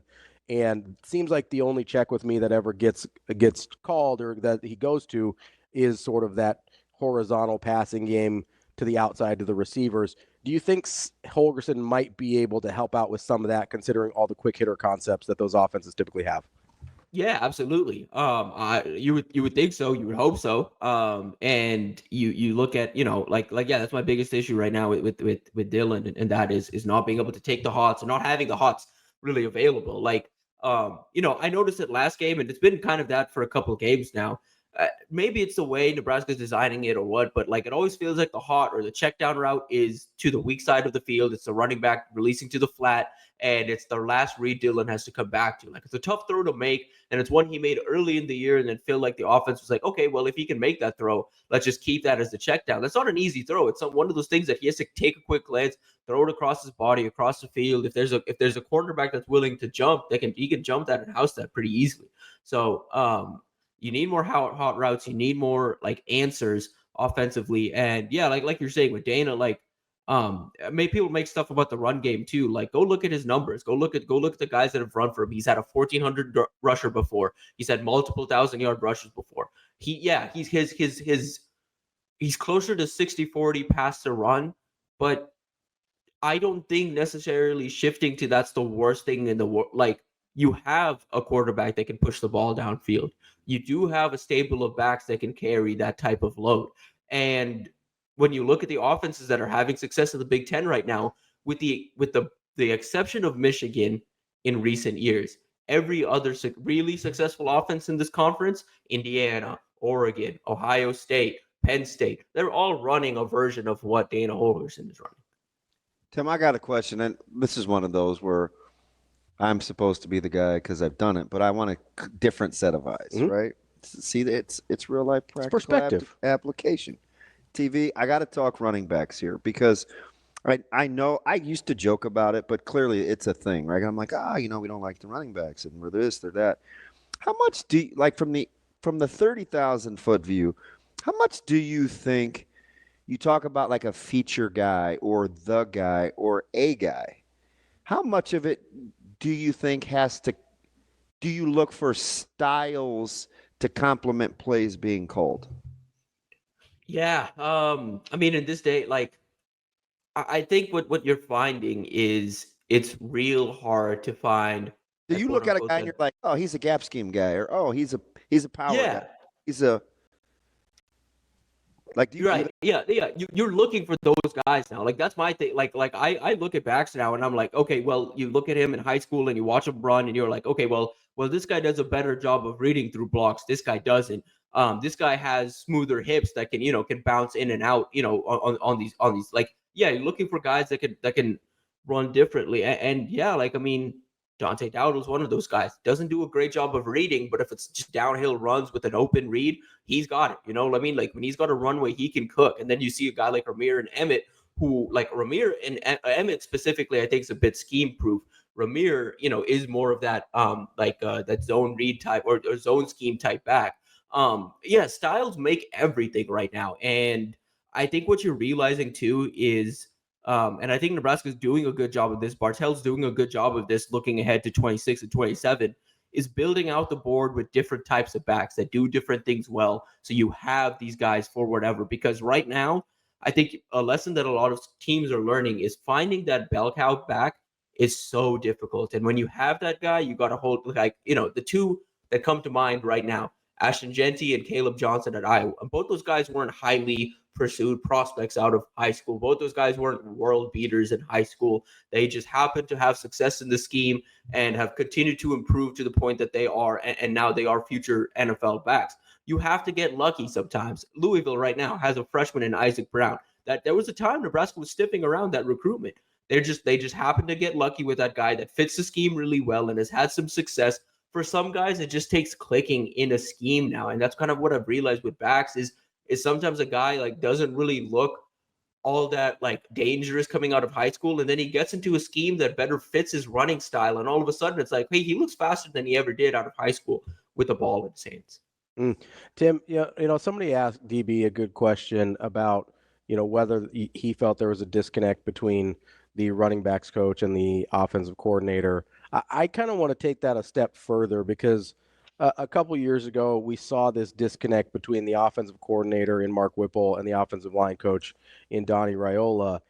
Do you think part of what we're seeing, whether it's the struggles in the running game or the struggles with the offense in general, has to do with, hey, this individual unit is actually being coached well and they could do the right thing, but either the plays that are being called for the certain running backs or the plays that are being called for what the offensive line is good at aren't quite meshing up the way they need to truly have a coherent offense? Yeah. Like, I mean, I think if you were to put EJ Bartel, like you put some truth serum into him, I think he'd want a lot more under center looks, a lot more eye formation looks. And I agree. I completely agree with that. That's smart. Especially with who he's got in the backfield right now. Like, I think he wants more of that. And I think, again, like if you're looking at Nebraska right now too, they may not have the line necessarily to hold up for it, but that's kind of a way, like hypothetically, if you were just to look at the pieces on this roster and say, hey, how do you build an offense out this early on? Under center looks is the way to go. You like, with some of these wide receivers that can win some of these one-on-one matchups deep, with some of these big receivers that can stretch the field downfield, with the speed you have in Ja'Cory Barney and Jalen Lloyd and Isaiah Nair, and some of the tight ends you have that can do stuff in the passing game. Like you would have thought before the season, or at least I would have thought before the season, we would have seen more under center looks. Well, Tim, if you're looking at the complementary stuff like edge run game versus downhill, all the things that we talked about, right? Power, counter. And then you look at what's happening on the perimeter. Do you feel like is there a way or like a style that you would run, that you would use to run the ball that you think plays to your strengths? Yeah, like I'm not sure. Yeah. Like, I don't know. Do you use Bonner more? Do you use Bork? Like, I'm just trying to figure out, because your coach has said, hey, listen, perimeter blocking has been a problem. Mm-hmm. It's been a problem all year. He said it multiple weeks in a row.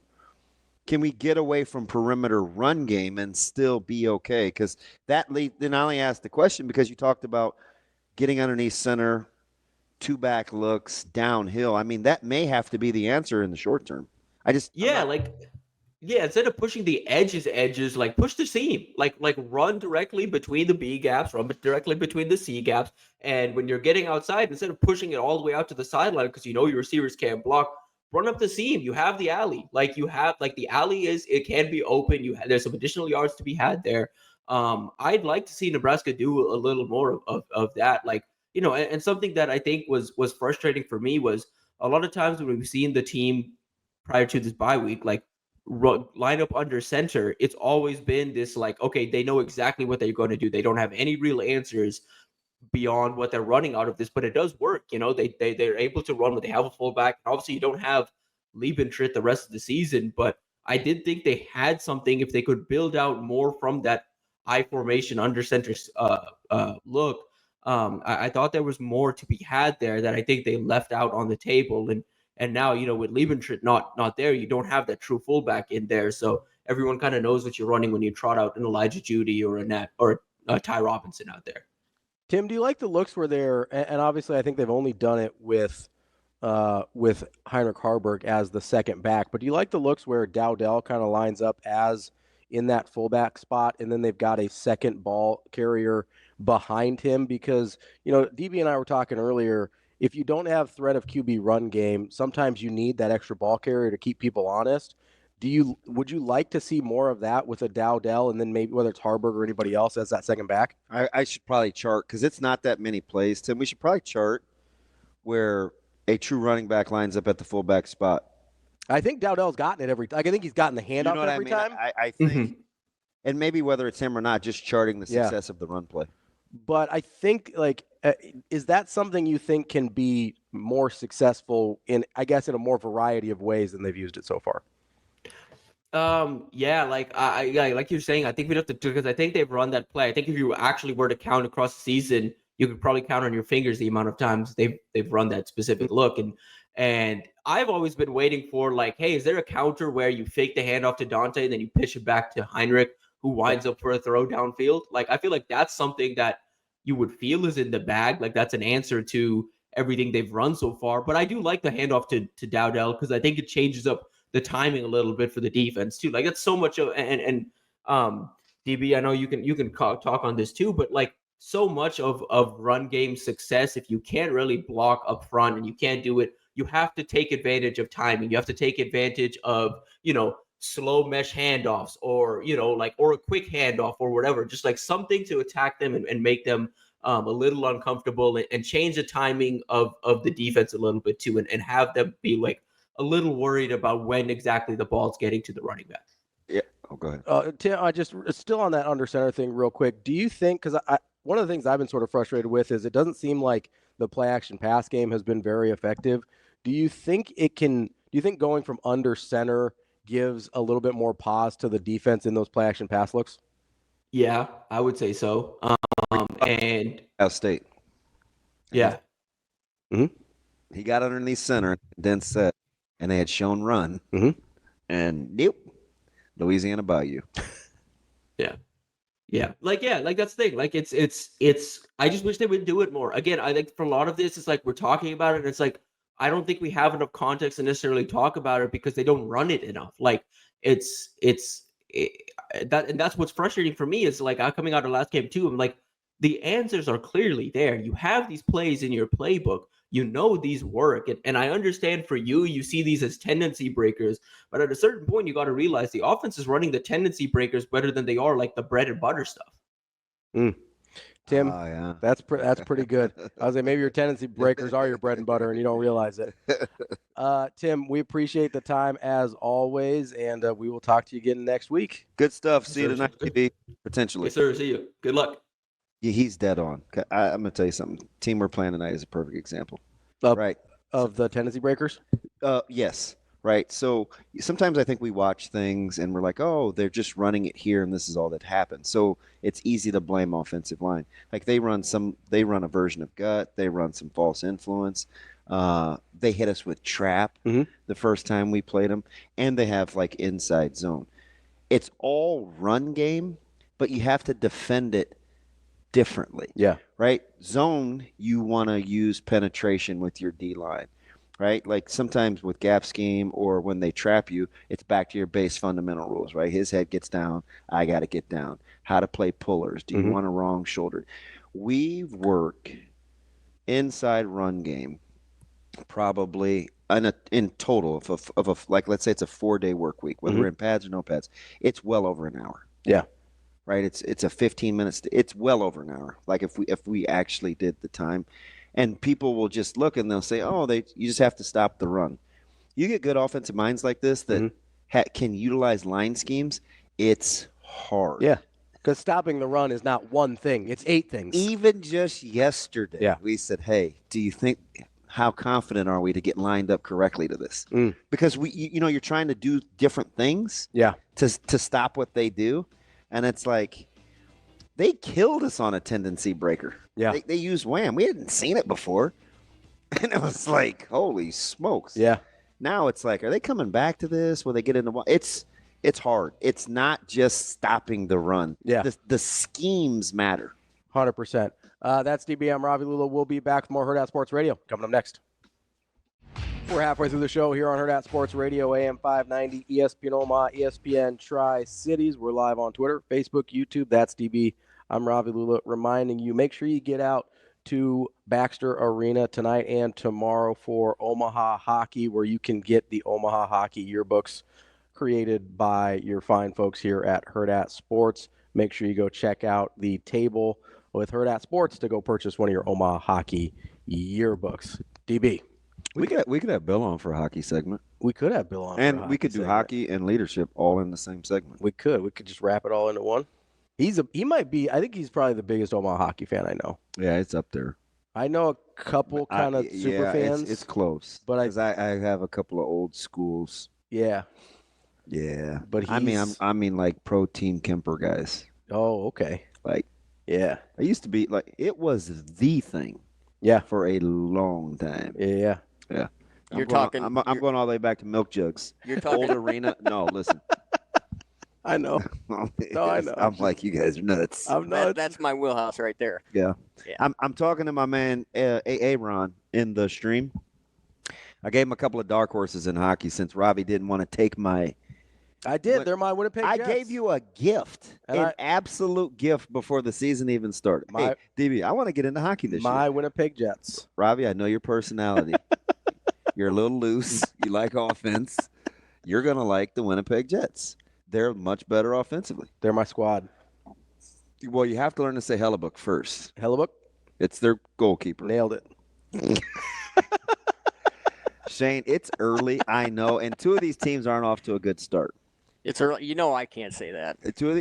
They're not off to a good start, but I'm telling you they're going to be a thorn. The Buffalo Sabres and the Utah Hockey Club.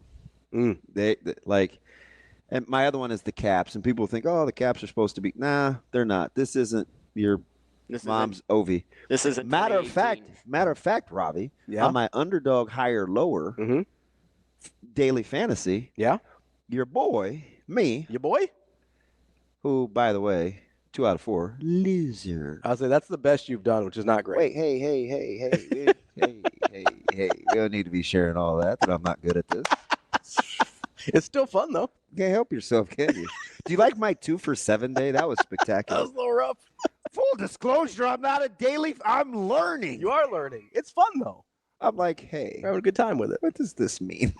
That's all right. I'm educating you on the fly, just like I normally do. So last night it was over, or 2 nights ago it was over in a hurry because I took Tatum 8 points in the first quarter. Yeah, he did not get that. Yeah, he was 1 of 6 against the Warriors with 5. I could have warned you. Warriors are D'ing up this year, baby. Yeah, knock it off. But anyway. Watch out for Buddy Ball. So my my football coaches were helping me, because I like groupthink. Mm-hmm. They have no idea about mostly other sports, like almost no one in there. And I was like, hey, how is Ovi's assist and goal total only at 1? Like higher, lower? And there was a half for goals scored. I was like, oh, fool's gold. Lower, baby, lower. Yeah, this dude hit the game winner, make it 4-3, sent everybody home. How much fried chicken can you eat? And I'm like, yeah, that's why it's very hard to do. A decent amount. I like fried chicken. You should just track my results. It's hilarious. That's all right. We'll get better at it. But I think they're tired of giving me coins. So we'll learn. I definitely need to redo that deal because it has been incredible. Yeah, it's just fun. I also feel like I'm gonna NBA higher lowers are gonna be my sweet spot. Okay. That's where I'm going to be good. So why do I give you my phone? Yeah. My temperament can't handle all the information on my phone. I want to look at it on my computer. You need a little bigger screen to kind of decipher everything. It's a lot. It is. How am I supposed to know if Russell the Love Muscle is going for 14.5 rebounds, total assists? You got to Da Vinci code that thing. Just have it go all I don't have the temperament. Beautiful Mind it. It's a great show. Beautiful Mind? Yeah. Big Jennifer Garner guy. Not Garner. Conley. Conley. Yeah. Yeah. She didn't age well, but it's not her looks. It's just I like her as an actress. No, yeah, she's a good actress. I like her. Oh, yeah. No. She's talented. Okay. I think she's good. She's a good actress. I also a big Russell Crowe guy because Gladiator. Yeah, I'm Team Crowe. Although, have you seen it was super predictable, but Unhinged? Yeah, don't watch that. That doesn't sound like that's up my alley. You would not be a Russell. Well, you are. No, I might be Unhinged, but it doesn't sound like the kind of movie I want to watch. Yeah, it was not one of his better roles. I am very excited for Gladiator 2 in a couple weeks, though. Yeah. Why? So you can see minorities? No, it's exciting. Roman era? I see minorities all the time. Sit next to you every day.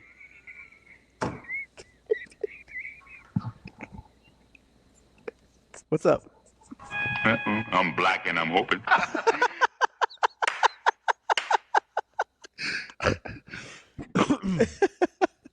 No, I just like Gladiator. No, I'm good. I'm excited. No coming back. Oh, I think we should go to the phone. Let's talk to Mike. Who wants to talk about? How on earth can you do that? Let's talk about 5-star QBs.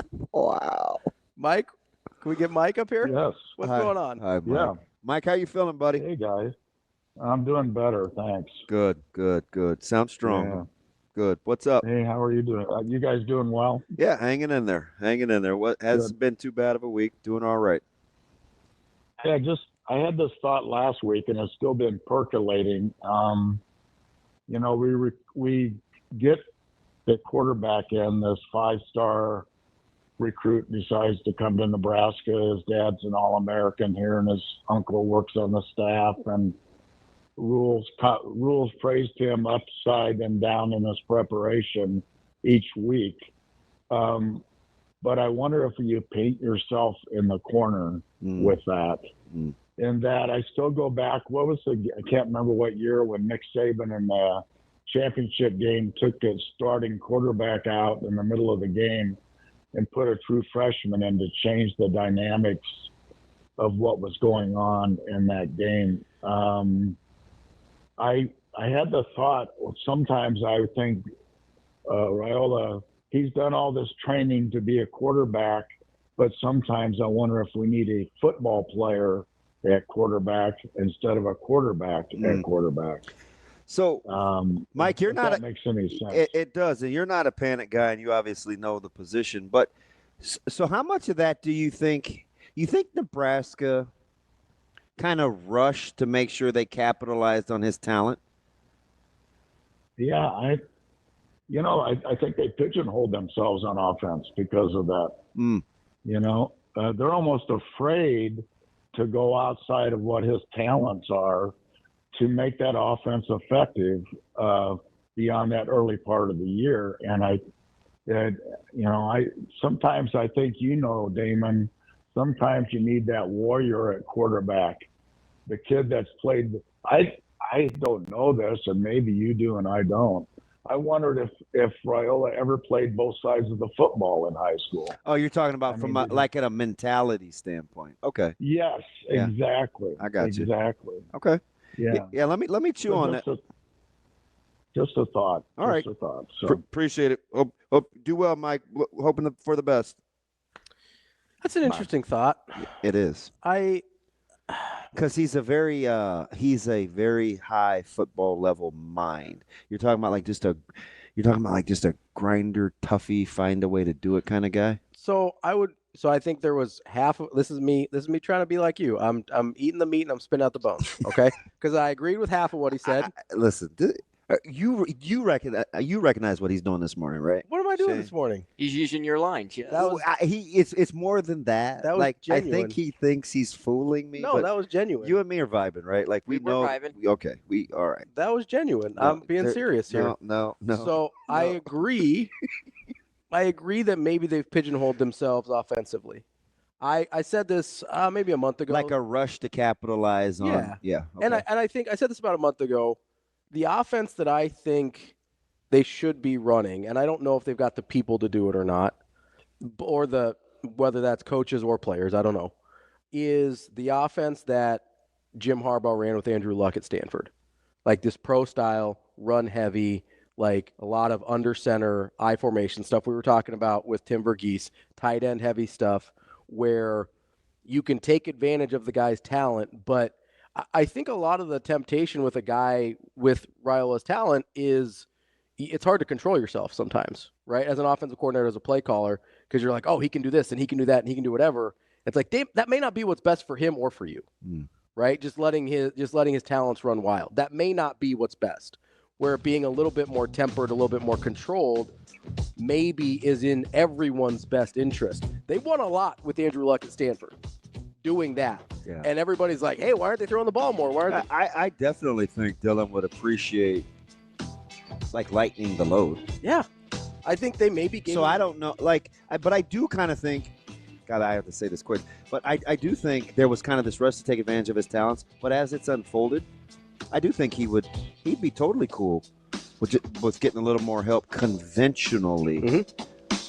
Offensively. Let's stick with this because there's the other half of his comment that I maybe have a little bit of a problem with. We can talk about that coming up next here on Hurrdat Sports Radio. Welcome back to Hurrdat Sports Radio, AM 590, ESPN Omaha, ESPN Tri-Cities. That's DB. I'm Ravi Lulla here at Hurrdat Sports Bar and Grill, where in a couple weeks you can come see us and do another live breakfast. Hopefully DB's kid doesn't eat his sandwich this time when he takes it home, but you'll be able to eat your sandwich here live before the Wisconsin game, a couple weeks from now, Friday, 21st. Like normal people? Yeah, like normal people. You just not wait 12 hours to eat your food. I get it, though. I appreciate the commitment to it. Although that Friday, gosh, if we handle business, I'll either. So one way or another, we won't be playing. Either so you might be able to eat it. We'll have gotten beaten, or we won't play until that following Monday. Yeah, so you might have time to eat that before Micah gets to it. Yeah. But you can come hang out with us. Go to Eventbrite, search for Hurrdat Sports Radio and RSVP. Zoe's vibing with the tots. Yeah, the tots are good. They don't taste burnt. No, the tots are good. The bacon's good. Well, whose tots do you think taste burnt? I think she was calling you out, man. I don't make tots. I think she's calling you out. Make sure you also don't forget you can register to win some tickets to that game from Tickets for Less, our partner on that one there. So make sure you go check all that out. Eventbrite.com is where you look it up. But Mike brought up some interesting points in the last segment, his call. And the first one we tackled was kind of whether or not Nebraska had pigeonholed themselves with Dylan Raiola and kind of feeling like they had to take advantage of his talent right away. Mm-hmm. The other thing that he brought up, which I'm going to push back on a little because I agreed with the first part.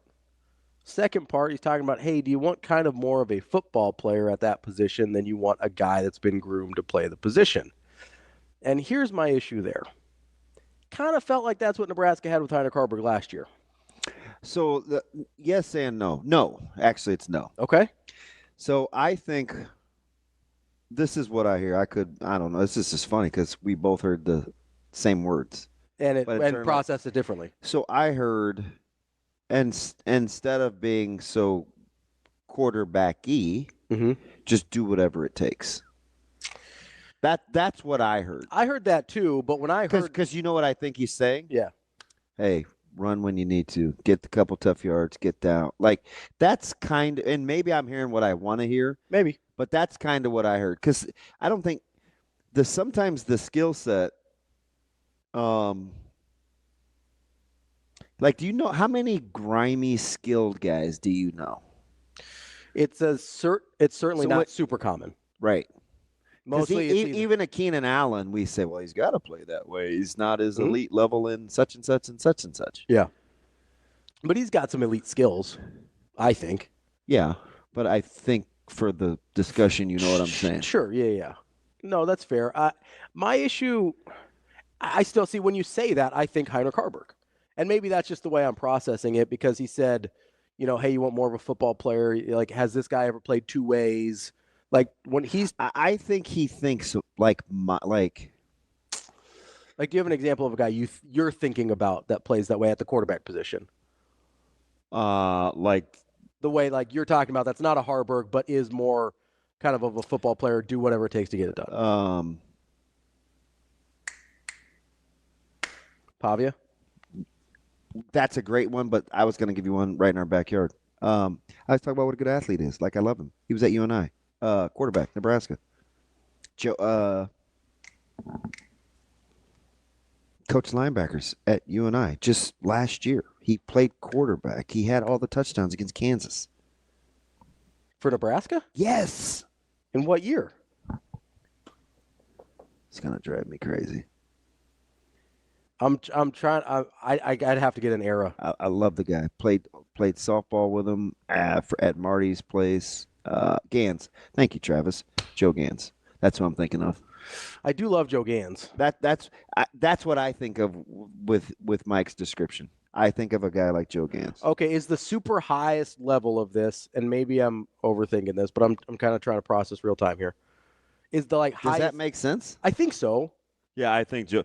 When I'm listening to Mike talk, I think he's describing a guy like Joe Gans. What about is the highest version of that like Joe Burrow, or is he too skilled? Is he too far the other way? No, I like the Burrow thing because he seems like a guy that's like, hey, we'll figure it out, we'll get it done. And he's grimy. Yeah, that's a skilled guy that's grimy. Yeah, that's because good. Burrow's highly skilled. Yep.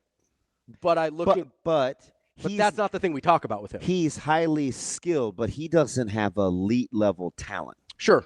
Right? I'll buy that. I mean, that's a good one. You could make the argument that early Brady, especially, was pretty grimy. Yeah, I wouldn't say Brady has elite level talent. I wouldn't either. That's kind of what I mean. Like, yeah, no, but I'm with you. Grimy guy, found ways to get it done. So that's what I hear. Okay. Does that make sense? Yeah, and I could get on board with that. I would even. I mean, we talked about this guy even though he did have elite level talent. I think. Or certainly more so than some of these guys. And that's not. We've had this discussion since we've been following sports. Yeah. How many of the highly skilled, super talent? Let me say something. Let me say it differently. The highly talented guys. Let's not get into skill. Yeah, because that's different thing. Highly talented guys would we consider grimy? Like Trevor Lawrence, not grimy. Not grimy. If he was 20% more grimy, probably has a totally different career. Lamar Jackson. Smidge grimy. Yeah, but highly talented though too. Yeah, I know. That's a good. That's a really good combination. Yes, that's why he's the. Yeah, I'm trying to think of a highly talented guy. Is Patrick Mahomes grimy? He has it in him. He can be, right? Yeah, because we don't think of him that way because he does all the cute stuff and whatever. But he'll do some grimy stuff. Yeah. He'll do Mahomes would be interesting. He's kind of a grimy guy, but highly talented. Because sometimes what he does is ugly. Yeah, he does. But that's a find a way to get it done guy, right? Yeah. Yeah. That's an interesting. So that's not what I thought of. I thought of. Could I convince you of that? 100%. Yeah. That's certainly not where my mind went. Like when and I think it might have been the playing both ways thing. When he said, "Hey, has that guy ever played defense?" Because you know what I think he's saying. It develops a mindset. 100%. But I would argue most of those guys that we just brought up didn't play both ways either. I bet most of those guys never played defense. Not past Pee Wee. In high school and later, most of those guys probably never played defense. if I had to guess. Yeah, maybe. Like so, I think that you know a good one that's people will argue with me about his talent though. Who? Anthony Rizak. Sure. Highly talented and was still grimy. Yeah, I would say I think he's more talented than some people did, at least talent evaluators, whatever. He was super. But he was grimy before the talent. Yeah. Kind of manifested, right? Yeah, good point. Because like as a sophomore, like he had some work to do. He was good athlete. Some of the quarterback talent wasn't quite there yet. Yeah. But he was grimy, so he had. I think is it a late bloomer thing? Beautiful one here by Corey. What do we got from Corey? Check it out. He might be the best example. Ooh, Josh Allen. So listen to all these guys. Josh Allen. He might be the best example. Late bloomer. Patrick Mahomes, kind of a late bloomer still. He was a 3-star coming out. Yeah. Joe Burrow, definitely a late bloomer. Lamar Jackson, I don't know if he's a late bloomer, but he was certainly doubted. Yep. Who else do we say here? If Rizak ends up being you're gonna make the case that the earlier you peg guys to be as a dude elite level quarterbacks, the less grimy they're apt to be, for lack of a better term. Yes, I think that's where I'm landing on this, because you look at some of these, like, okay, who's a guy that you could convince me? Who's a guy that's been highly touted early? Like, would you consider Bryce Young grimy? Nope. Trevor Lawrence grimy? Nope. Tua grimy? No. Trying to think of some highly touted guys. CJ Stroud. No. I wouldn't call him grimy. Really good. No. Not grimy though. So I think it's a late bloomer thing. So I didn't want to pick the low hanging fruit, but DJ said what I was going to say when I said Tommy. I was going to say sure, but I was like, I don't want the eye roll. I'm so insecure. I didn't even have the confidence to say what I wanted. Can I be honest? Thank you. I have a really hard time. Hanging out, but I have to call him Jay. You got to call him DJ. Is that how you think they say it? I have no idea. It's just a lot of A's. DJ. Jay. You gotta be. I was just being goofy. Here's where I have a hard time is, I think when you're talking about option quarterbacks, just they all have to be grimy at a certain level, right? I mean, not everybody can be D. Dallas. You're just getting hammered though. Like you're getting hit a lot. Like you better. I'm just trying to get inside what Mike was. Do you think Crouch was grimy? Yes. Yeah. Yes. Yeah, because that dude took some beatings. He is incredible. He's probably one of the toughest people I know. Man, I don't think people understand that is not a big guy. No, he is incredibly talented. He was but grimy so dude. Tough. Yeah, really, really tough. Yeah, I'm a huge. It's not like I just and you know me. I don't even like a lot of young players. Yeah, I love him. He's a grimy, tough dude. Yep. So that's like, if you're good at running an option offense as a quarterback, I almost think you have to be. I don't know. So would that help our offense? A guy that's a little more grimy? Yeah. Maybe. But you can get around it though. Yes, and a lot of teams do, especially in college. Right? In the NFL, maybe there's less leeway there because the it's harder to scheme around some things in the NFL because everybody's so good. In college, you can definitely win at a pretty high level. I don't know if you can win. I mean, obviously, we named a bunch of guys that won national championships that we didn't say were grimy. So you can even win at the highest level in college without that guy. You see the amazing Daniels? Ooh, Big Ben? Yeah. Yeah, it's fair. Colorado Josh is riding with Big Ben, too. I should have said Big Ben. He's our guy. K76 Corby Jones. Grimy. Super grimy, but I wouldn't say super talented. Yeah, I mean, he was an early dual threat guy, which was kind of made him hard to defend, right? I bet what he really would say is, you know what? I want a guy that's going to do whatever he has to move the sticks. I think what we landed, we want late bloomers. That's what we want. Late bloomers have a different mentality. Late bloomers have a chip on their shoulder. I think that's what we want. We want the griminess of the chip on the shoulder. I think that's what we're talking about here. Joe Gans, late bloomer. Yeah, he popped right to mind. More Hurrdat Sports Radio coming up next. Kicking off hour number 3 here on Hurrdat Sports Radio, AM 590, ESPN Omaha, ESPN Tri-Cities, KFOR in Lincoln for this third hour. That's DB walking right behind me, trying to cover my eyes like we're children. That's all right. We're here on the Pillar Exterior stage. God, I can't stand you. I'm so much meaner than I mean to be. Just an idiot. Joining us now is our guy, Mike Sautter. He is busy covering some state volleyball. Sautter, how you doing this morning? I need about 17 of those C4s. I just have the he's one. choked down one. I had some. What? Oh, hold on. Whoa. Damon, what is the kitty cup thing? What is going on? That's just a cup. This takes too long to explain. We have some cups here at the Hurrdat Sports Bar and Grill that are for children's meals. That Yeah. I feel like it would be better if I told the story because I did. So this dude is low key. Am I wrong about what the cups are for? Technically, no. Okay, technically no. That means actually no. Jerome, I didn't know if I was gonna like this. It's Izzy, right? But I wanted to try it because it's sparkling and it was apple. Yeah. So in case I didn't like it, and short story long, the first cup that I wanted was a kitty cup because I didn't know if I was going to like it. So I just wanted a small deal.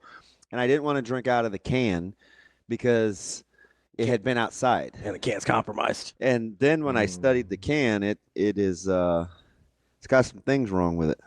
So then I stopped drinking it altogether. Can't you just like wipe the can off with like a paper towel or something and drink it out of the can so you don't look like you're my 5-year-old daughter? Wow. I must have. I was gonna say. Written all over me. You asked me the same question. It's fine. It's fine. Mike, how's state volleyball been so far? Wow. Anybody else? Anybody? Wow. It's been all right. It's been long days, but it's been all right. So how are you feeling with the seeds holding, man? It's a little more competitive than I thought. Volleyball, yeah. Westside losing to Grand Island was a pretty big upset. Like that was a big deal. But I guess when you have Tia Trout, yeah. When you this dude, okay. That wasn't a shot. I was just saying what happened. No, I'm well aware. That was funny. When Tia Trout had 31 kills. I mean, what are you gonna do? She's good. What are you looking forward to today? I'm sorry. Today, so is that's the little media room, right? No, this is where the ball shaggers are. Like right as you come out, I just needed a semi-quiet place to be, so I decided this would be the place. And yeah, definitely not the media room because it is not quiet in there. You're right. That's a good point. Yeah. But no, today, looking forward to watching some football later. Yeah. And why do you say it with hesitation or trepidation or whatever the word is? One of those. I've just lived in this building this week, so I need something different to do. Is all I'm saying. What, 4 days? The attention span is shot. Yeah, I mean, I was here Monday for Husker basketball all day. From 11 to 11, and then the last 2 days here. So I'm struggling a little bit right now. And, I still haven't had a soda since May 31st. So I'm really, struggling because normally I just pound some caffeine. And, I bet you're even more enjoyable to be around. That's great. Hey, I was listening to you guys on the way here about the enjoyable to be around people than and your friends and stuff, and I was like, I'm probably in that vein a little bit. 100%. Zero redeeming qualities where I get done being with you or talking to, and I was like, I feel better about myself. Yeah, it's okay. Depends on the day. Sorry, I'm in your room, guys. Sorry, I need to do this stuff. You're good. Oh, he wasn't offering to move. He was just like, yeah, I'm in your room. Dude, you're a trip. Stop. Back to volleyball. Scott almost losing was going to be a thing, so right? They went 5 sets in the quarters, right? Right. Yeah. So tonight they play Waverly. So they play Waverly football and volleyball, which kind of stinks because they're basically at the same time. So they're, like crowd fans, like where do you do crowd, fan bases stuff. So when this is all said and done, where will Coach Saunders belong in the pantheon? She's already the GOAT, in my opinion. I mean, she's the standard from. I mean, she is the pantheon. The girls. Yeah. I'm talking about in the state of Nebraska's coaching pantheon. Across all sports. Yeah. Yeah. Well, even if you look back to not even the coaching thing, she won a national title as a player, volleyball player. Oh, and by the way, she played basketball too at Nebraska. So, like, some of that, coaching-wise, like, they're going for their 10th straight state title tomorrow. I mean, like, if they win tonight. Doesn't happen, like, ever, right? So, yeah, I mean, she'd have to be in the conversation. I love her as a like, she's just... Oh, she's awesome. Well, especially now, like, this is, like, volleyball is highly competitive in this state. It's hard. Oh, like, yeah, it's not like, I mean, what was it? Papillion La Vista in softball back in the day ran off a ton of state titles in a row. And, like, Nebraska's become a really good softball state, but I can maybe argue at the time the rest of the competition hadn't quite caught up to them yet. Like, that's not really the case in volleyball, right? Like, it's highly competitive. Right, yeah, and Norris, if I'm being honest, and I think if you ask Coach Saunders this, Norris, a couple of these last 5 years, well, 3, Norris has maybe had the better team, and they still beat them. So I think that is, maybe something. So I do feel, she's... Do you think they have any dominance discussion between wrestling and volleyball? Yeah, I'm sure. Wrestling got 11 in a row, right? 12, I believe. Oh, 12. Yeah. Coach Hildebrandt, had 12, and then they, missed a year. They got like runner-up, and the sky was falling one year. So then they came back last year. So yeah, I believe it's 12. Yeah, it was falling. Yeah, runner-up, state title runner, or state tournament runner-up, and it was like, oh my gosh, what is happening? So yeah, they probably do. I would say. I would say that was it. So, what are you looking forward to tonight? Let's start with volleyball. Let's stay with volleyball. Yeah, I did like Waverly Scott. I mean, it's been a collision course for Norris and Scott to reach the final kind of all year, and Elkhorn North and Waverly will stand in their way. And oh, by the way, those programs have been pretty good too. Papio South, Millard West. Papio South is the clear favorite. They were last year, got upset in the first round, if you remember. Grand Island taking out Westside really kind of opens things up. And Elkhorn South, as far as seed upset, I guess they beat the 3 seed Fremont, but in my opinion, not that big of an upset. So if Tia Trout can go on a heater again, can Grand Island make it? And then Papio South, Millard West is interesting, but I think Papio South's been kind of the best team in A basically all year. And then C1 is Minden is the best and has been the best all year. And D2, Lincoln Lutheran is clearly the favorite in C2. And then D1 right now, they're playing right now, Southwest and EMF.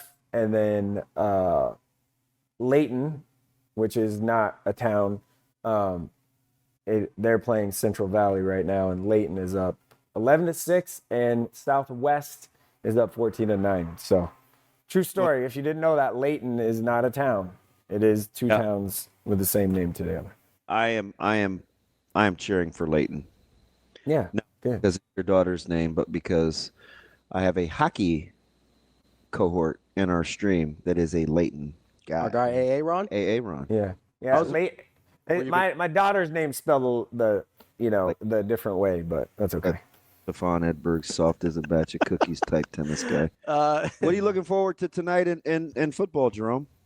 I'm really curious about Omaha North, Elkhorn South. I think that game could be like a 17-14 21-14 type of thing. Like, who's going to be able to run the ball? And can I ask you something and take my Homer hat off? Yeah. Okay. I've thought about this for like 3 weeks because we talked about him in the off season. When is the last time you remember somebody being so good in all three phases of the game, but kind of not getting his due publicly at a very well-known school as Omaha North as Darian Jones? Yeah, Darian. Yeah, I knew where you're going with that one. That's a great question because the Papio High game where he had a pick six and a touchdown, and I think he had another interception and a long punt return and like all those things. The closest I can think of to really good and all that impacted all three phases was obviously Caleb, Right. but he got his run. Yeah, like he got his due. You know, here's a guy, and you know this guy really well. I can't remember if, oh my gosh, I just blanked on the name. It's cool. Receiver, Omaha North, played college football. You're talking about Zion. No, before that, Marquise. Yeah, Lewis. Yeah, Lewis. There it is. Yeah, he's really good. He was at our game a couple weeks ago. Is it that kind of thing? Now, I will say this, Darian, when he camps and stuff, his is coming. It's coming. I believe that because I think his body type and his frame, you're going to add weight on that. People will fall in love with that. He's going to be athletic enough. You put the tape on, all those things. He'll be good. I mean, when he goes to camp, he's not going to let people cut him in line either. That dude's going to go get his reps. Yeah. Is that just an offers issue where like the general public, if a guy doesn't have the big time offer yet, just doesn't dial in quite the same? I think he flies under the radar. Because he just got the SDSU offer recently, right? And that was the first one. Like, I don't know. I feel like sometimes if you're not super dialed in to high school and you kind of are more of a casual high school football fan, if the guys don't have the offers, I think sometimes it's hard to look at him and be like, oh, yeah, that's a really good guy. Or if you're a casual recruiting analyst that plays as a high school football fan. So far this cycle, Jerome, I think recruiting is much more stringent. I mean, way more. Yeah, it's not close. It has not been as jovial, and maybe we're just coming off a good bumper crop the previous year, but the scrutinizing is at a high level. I mean, I'm getting some pushback on like some of these guys locally, like Marion and Keenan, and Marion's a good player. I'm like, Keenan's a really good player. I'm not gonna. I'm like, I said to the school, I'm like, have you seen him in person? Yeah, because either one of the do you think this is a roster limits thing? Like they're having to ratchet down a little bit? Jerome, you may have some insight into how you feel about that, but I think the comps that they're using are extremely difficult. Yeah, it's like trying to price the home on the housing market and you don't have a ton of comps, but yeah. You can't look at and I told this coach, yes, I'm like, you can't look at AJ's production this year and think he's not as good as he was a year ago. No, they got 18 receivers. He's playing with like 7 other good players. Yeah, like and he's playing both ways this year. And he plays a quarter and a half. Like you know what I mean? Like they're never playing into the second half ever. But then I feel bad as a coach, and because if I have to like convince you, it's probably not meant to be anyway. But sometimes I just shake my head. Yeah, you don't want to like have to talk somebody into something. I want to just say, you're worried about Keenan's height? Like watch the tape. Yeah, just watch it. Just watch the tape. You got any other small guys? Yeah. Sometimes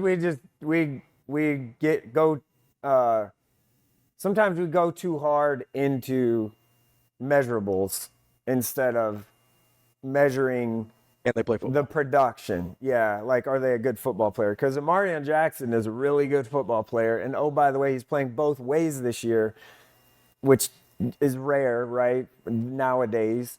So that probably takes a little bit. And they added more pieces, like Lofton is their leading receiver, and like. Guys, my favorite, whether it's Darian, whether it's Keenan, whether it's a lot of these guys in the Metro, and certainly AJ, you won't have to babysit him. Like, I can't stress that enough. If you want guys that are going to compete every day, regardless of what's going on around them, you better start there, because it's hard. It's hard, powerful. It's a hard sport, and you got to be willing to lay it on the line. Well, that's why you like Jalen, right? That's the first thing you told about me. He's like, not gonna have to babysit. I said, they can talk about all these other receivers in this class. The one thing you don't have to worry about with Jalen Lloyd, he's going to compete. He is. Yeah. You don't have to worry about it. This dude's going to work. And Nebraska has guys right now at that receiver position. And he's going to ride, and he'll wait it when he'll wait it out and come out the other side. When this stuff is over this year, Lloyd's going to be right there. Like, they have receivers now that aren't playing that you have to babysit. So you might as well take, guys that you don't, that are super productive. I just think recruiting this cycle around, like, that's what they would be about. Right, guys, they're going to stay the course with NIL and guys like pay for play. Like, you want guys that'll be pot committed. Correct. And not just happy to be there. No. Yeah. Mike, That's why you offer Owen James yesterday. Yep. Yeah. Any chance here as we look at some of the games going on tonight? Any chance here for Millard North to keep this thing close? Even he's not going. No, I'm going to go to West Side. Like, what kind of alum is this, Jerome? I think let's pick on Ravi time now, hey, Ravi, I'm gonna call Behringer and tell him he needs to give the gear. You need to give the gear back. Yeah, give it back. Hey, Ravi. I ride for Millard North harder than anybody. I'm just trying to go see a competitive game. I don't know that Millard North, Millard South is gonna, unless you can talk me into it. Well, Caden Vermoss is gonna have to have a huge night. I loved his attitude Saturday in Lincoln. Kate. Yeah. He's grown on me a lot. Me too. But I've kind of always liked him because he's a Millard North guy, but I didn't know about the mentality. I didn't know some of where he might have fit just on a football field, stuff like that. He's grown on me a lot this last year and a half. Yeah, I always go talk to him. It's like he lives in Lincoln.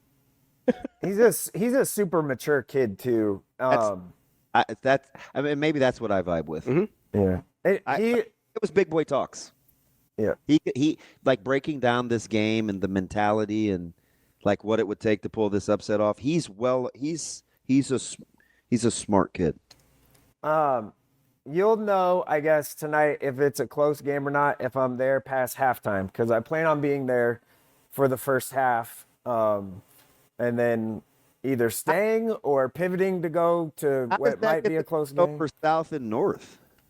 Well, okay, so my game plan is volleyball during the day here today, and then McCook at Bennington because it starts at 6 for the first half, and then go the South Millard North game because it starts at 7, half, maybe stay, maybe don't.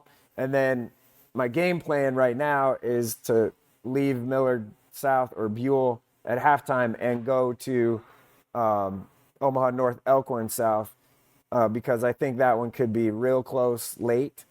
And now I could pivot, and if Waverly and Scud is close, I could run over there. Or if it's probably more advantageous to go to Scud because it's closer.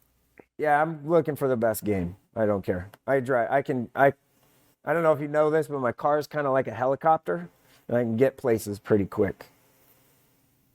I don't even know what that means. No, he's not afraid. He's basically saying this dude, he'll put his foot on the gas and it's wherever. This dude will be in Arapahoe. We'll get there. Like we'll find a way to make it happen. So or maybe even like if Papio can run the ball enough to hang in with Westside, maybe I'd show up there late. Like I'm just gonna kind of pivot in the moment. That's what I like to do in the playoffs anyway. Is just kind of. We've been talking this run game at Nebraska for I don't know, 8 weeks now. I'm so tempted to just go through our game plan of defending Papio against the run. It is simply not, hey, don't let the guys up front block you. Stop the run. Like, they do like 4 different things. It may look the same, but it's a headache. Right? It's like, it's hard. And I think we kind of need a tutorial on that. They're also big, right? Like, Papio's big up front. I know you guys just play them, week 8? They're creative. Yeah, that was week 8. That was 3-4 weeks ago. You guys just played them. Coach Williams will come up with some sort of gimmicky something. We need to control our emotions. That's the number one thing for us. Everybody's like, we need to stay in the moment. Just play ball. That's it.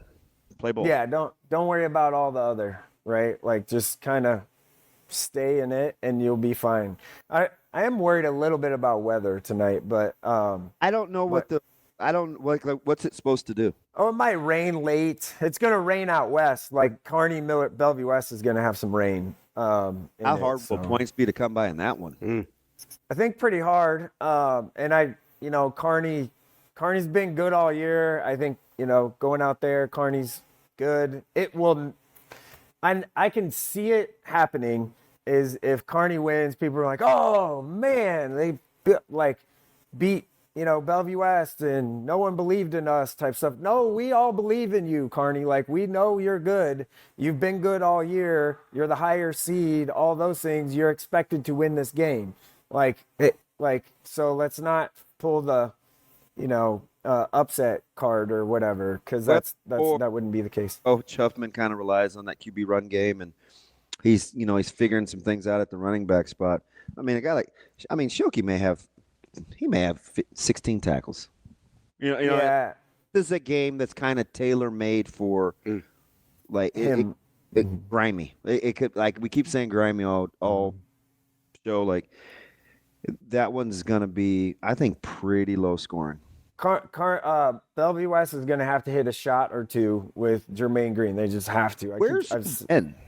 I don't know. That's a great question. Like, he's the deep ball threat. You're going to have to find a way to get him the ball. Take a shot. Just take a chance that he can go up and make a play or run by someone. Just throw it. Like, just chuck that thing and see what happens once in a while. But that one, I think, could be pretty low scoring, like a, 21, 17, 14 type of thing. The one game, before we get out of here, is that I think could be very interesting is C2 and it's Central City Lakeview. 100%. I'm praying Lakeview all year. He loves Lakeview. I love City. If the weather holds, they may score a zillion. Yeah. 90 between the two. Yeah. Mike, appreciate it as always. Have fun down in Lincoln, and I'm sure we'll run into each other later. We will talk to you then. Be safe, Jerome. All right, see you. Hurrdat Sports Radio coming up next. We're back here on Hurrdat Sports Radio, AM 590, ESPN Omaha, ESPN Tri-Cities, KFOR, and Lincoln. That's DB. I'm Ravi Lulla here at Hurrdat Sports Bar and Grill. It's time for Bet On It, brought to you by Warhorse Sportsbook. Warhorse Sportsbook, no bets, no glory. Make sure you get out to the casinos in Nebraska or Lincoln. You can place your sports bets live and in person at the casinos. Also, make sure you download the app because they got a little bet builder on there. You can put it all together. You just walk right in, scan that QR code. You are good to go. Warhorse Sportsbook is the place to be. D. Bizzle. I have a question. What's up? If I want to say it won't be due to, like, lack of whatever, is it D-O or D-U-E? It won't be due to? Yeah. D-U-E. Yeah. All right. Is that all? Yeah. Okay. I got some games I want to talk about. Me too. What? College or NFL? Where do you want to start? I'm not telling. Okay, I'm going to start college then. If that's okay. It's fine. Is that all right with you? Yes. You seem very hurt right now.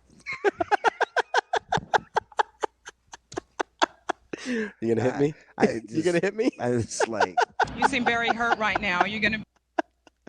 One of these days. I want you to go through what Dylan went through by getting hit in the kidney. One of these days, you're just like your whole lower body can like shut down. You're just gonna pop me. Now that was tough. Yeah. That was a shot he took. Well, we've seen that in boxing before, right? Where you get buckled. And then people who don't really know what they're watching are like, "Oh, he took a dive." It's like, nope.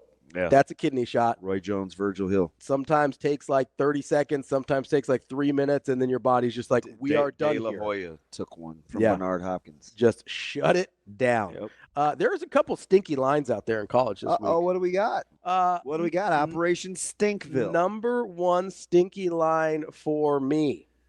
We have number 17, Iowa State, 7-1. Going to Kansas, 2-6. Iowa State is only a 3-point favorite to stinky Kansas. Yeah. That line stinks to high heaven. Yeah. So here's the $1 million question. Do they know something, or is it free money? I would take the Jayhawks. I'm taking Iowa State. Go ahead. I want Iowa State. That would be a Brian Edwards play. Because if it looks too good to be easy, I'm usually the other way. I want to take the free money, and you're like, what do they know? Yeah. Usually, right? Yeah. That's what you were doing yesterday with the Raven. You're like, -6 should be -9. Something stinks here. Yeah, they wanted you to take the And Ravens. I was like, just give me the over. Yeah. Safe as a kitten you were. Come sail away with me. Yeah.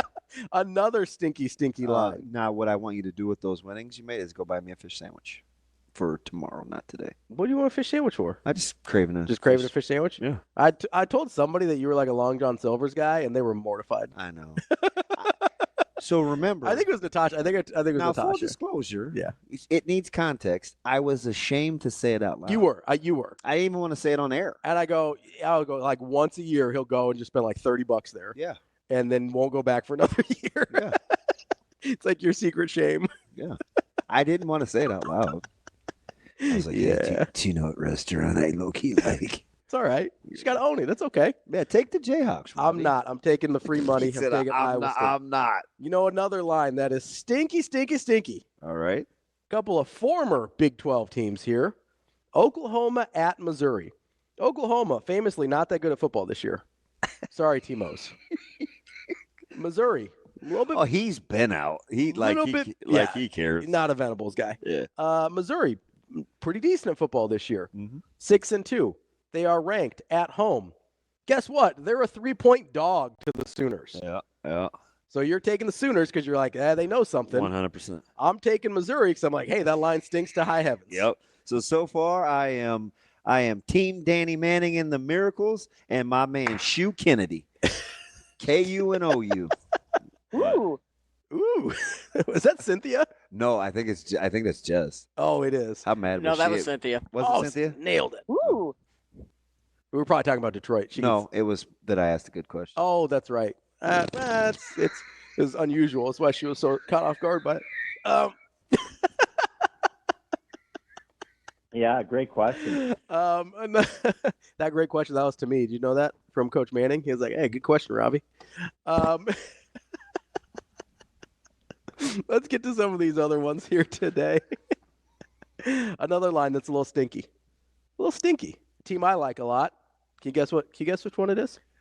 Florida State. No. That line's not big enough. Was it 20? 26.5? You can make that 100. Wow. Wow. Dude, that team sucks. I don't know what to tell you. Ravi here for being out on FSU. That team is terrible. Who is it? My guys, Kalani Sitake, BYU, -3. I know it's the Holy War. BYU's a lot better than Utah. How is Utah going to score? That's my point. That team is a lot better than Utah. I would run, don't walk. Because, number one. -3. I'm taking that all day. Utah might be the single greatest disappointment in college football this year. Yeah, 100%. Now, a lot of it has been due to injury, but there have been few teams less disappointing or more disappointing than Utah. And nothing that they wanted is still on the table. But you have to be extremely careful with those games. Yeah. With especially that one, that there is – you think there's animosity in some of these rivalry games. That one's bad. Yeah. And so that's the only thing that gives me any hesitation. I just think BYU's way, way better than Utah this year. I want that -3. Not as stinky. You love these guys. I'm surprised you haven't gotten to this. Who? And maybe you will. My honkin' for monkin'? Their counterpart. Navy. Yes. Ooh, what's the line on that one? I don't have it on my sheet. Just a small fave, -3 at 4-4 South Florida. Yeah, give me Navy. Give me Navy on that one. Does that seem? It seems stinky. Seems a little low. Seems a lot low because Navy's good. Yeah. Navy's very good. Outside of that, they may be reeling a little bit. I mean, outside of that whooping that they took at Notre Dame, but Notre Dame's pretty good. I don't think there's a ton of shame there. The other one, I do want to talk about Army. Even though we're not sure on the status of Bryson Daly yet, -4 feels like free money against North Texas. I know North Texas is okay, but Army's winning that game. Kind of like North Texas. I mean, you're going to be wrong a lot this week. Who's playing quarterback? Doesn't matter. Wow, just defiant. Doesn't matter. How is Minnesota only 6 at Rutgers? Jeff Monken, that's my guy. Minnesota -6. I mean, that's one of those. Minnesota was favored at Illinois. I understand that, which was stinky, and you were right on that one. But you say that a lot. Nah, not that much. I try not to. I try to avoid it as much as possible. I'm going to give you another one, Which one? You like home dogs? Sometimes. Depends on who it is. I think Texas Tech has got it figured out. Ooh, Colorado -4, Texas Tech. They will beat Colorado. They are on my list. That game is on my list. Is interesting. They will beat Colorado. I think that's a stay away for me. Is it? Yeah, just because Come stay away. Come stay away. Come stay. I think it's sail away. Yeah, whatever. We're close, so that's all right. Big sticks guy, huh? No. Not a big sticks guy? Roboto, that one. Domo Arigato? Yeah, that one. Mr. Roboto? Stop it. I will not stop it. Do you want to get to Kurt quick? That's a stay away for me. Real quick before we get to Kurt. I want 2 games. Georgia -2.5 Ole Miss. Give me the Bulldogs. Alabama -2.5 LSU. That one's tough. I think that's the toughest game of the week to figure out. First time game day's been at LSU in 5 years. They're so bad defensively. I don't trust the makeup of. I don't trust the mentality of Alabama. Reluctantly, I'll take the Crimson Tide. Give me LSU in that one. I want the home. I tell you, if they don't win, if Alabama loses, you better go check on your boy.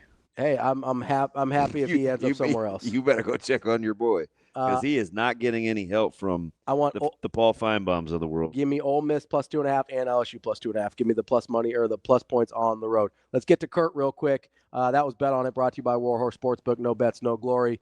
Get to warhorsecasino.com for more details and a full list of house rules. Kurt, what's going on, bud? How much? How you guys doing? Kurt, what's up, buddy? How we doing? Hey, I got a question. Okay. When was the last time Nebraska had a quarterback whose skill set would be described as pass first, run second? Because we have tried running different offensive schemes that had quarterback run game in it, but then when we have to pass, that aspect of the offense was lacking, and it killed us in whatever. I'm just wondering, until we got Raiola, have we really had a pass first quarterback? I mean, you have to probably go with Gans or Taylor. I think you got to go back to Callahan. You got to go back to Callahan, I think. That's what I was thinking. It's been a while. So you think? So we're just suffering from not knowing what to do with it, right, Kurt? Right. Yeah, that's a good point. There might be something to that. There's, I mean, what do we say? Sometimes you don't know how to handle good things or handle nice things. You got to be able to receive nice things. And listen, I get it hasn't always been perfect, and there's some struggles that need figured out for sure. But part of it is maybe we're just not used to how it looks. Yeah, I need to get used to that. Yeah, maybe a little bit. Always got to get used to our next guest, Matt Vrzal, as we wrap up the show here on Hurrdat Sports Radio. Coming up next. Wrapping up the show and wrapping up the week here on Hurrdat Sports Radio like we always do with our guy Matt Vrzal, former Husker owner of Paisan's Pizzeria. Verz, what's going on, man? Not much, boys. How we doing? Matty, how we doing, babe? We're above the dirt. Yeah. For a couple hours. What time did you get in? 3:30. Yeah. The standard. The standard for Friday. Yep. Up through Thanksgiving. Do you think you will get it? Probably not. I hope so. Sorry. No, you're not. You're not. The odds of you getting out on a Friday night are probably slim to none. But if you could, is there anybody that you want to see that you think you may have to be prepared for a broadcast? Oh God, that's a great question. If you're inviting me to your game, yes. Well, no, you've been you're one of the few. You've been asking me for a handful of weeks to kind of get an idea, and I'm like, well, we're so far out, and you're I just go covert ops on those. I want to be prepared, and I just was like, well, cool, man, I like that. I go covert ops on them. You go. Thankfully, kids are they're trying to get the word out for themselves. You can go on Huddle, and you can find a lot of stuff on X and kind of go through there. So I'm not on. I think I'm on Instagram, but I don't go on there, so I don't know about that. But yeah, that's. I need just to learn how I do it better too. I just creep. I don't post anything. I closet stalk. That's about it. It's a little creepy, but okay. Well, I mean, don't you like to like? I like to cook. They got you're saying you just find recipes. I got you. It's like no, you What are you don't. guys doing today? What's going on in Hurrdat world? I don't even like the way you're looking at me. So let's just start with that right there. It's the only face I got, bud. I mean, change that. We're doing all right today. DB's feeling a little sensitive today. He feels like I'm picking on him a lot. That's a little bit of an exaggeration. It needs context. Somebody in their feels. No, see, not you, him. Thank you. Because I'm clear. He should be happy as a pig in slop. You got basketball happening, and you played University of Texas, Rio Grande Valley State, Southwest. And I am happy. Thank you for thinking of me. Women's sports is alive and kicking. I'm a big Coach Williams fan. And what else? How they gonna be? I think they'll be pretty good. Yeah. I think she's got some depth. They got good size. Conference will be tough though. And my favorite starts tonight. Nebraska wrestling starts. We talked to Coach Manning this morning. Nice. How was Manning? Awesome. He's great. Yeah. Isn't he something? He's great. We get to see Snyder every now and then. His little guy, Gus, is starting like little guy wrestling, so he'll come over and get pizzas for their outfit, and Snyder's awesome too. Wait, he's that old already? Oh yeah. Well, Gus isn't very big. And I mean, when you're born into a wrestling family, I think you start at like 2 months. And they get shoulder, elbow thing. You're shooting singles by the time you go to preschool. Snyder's a great dude too, man. They've been able to recruit pretty well too. They do a really nice job. They kind of did a reset last handful of years. It's kind of funny, like everything but our sport is kind of a wagon, like volleyball is. And they go on the road and just demolish people. Yeah, they're interesting too because we need to shoot more TikToks. Maybe the boys need to do more TikToking. Isn't that crazy though? How he's kind of evolved. I watch Coach Cook do these TikToks with like Harper and those guys. I'm like, life must be good to be Coach Cook, where you're so revered, but you can kind of have fun like that too. Like he's borderline silly. Well, if you notice, he said, it ain't none of the backups that are, hey, like, Coach Cook, come shoot this vid with me. That's the predominant. You betcha. Harp, we'll go shoot. What would you like me to do instead, TikTok? Hey, let's pretend to be riding this horse. Let's dance together. Amazing. Like, back in the day, if T. Fresh would be like, hey, TL, I'm going to shoot TikTok. TL would be like, yeah.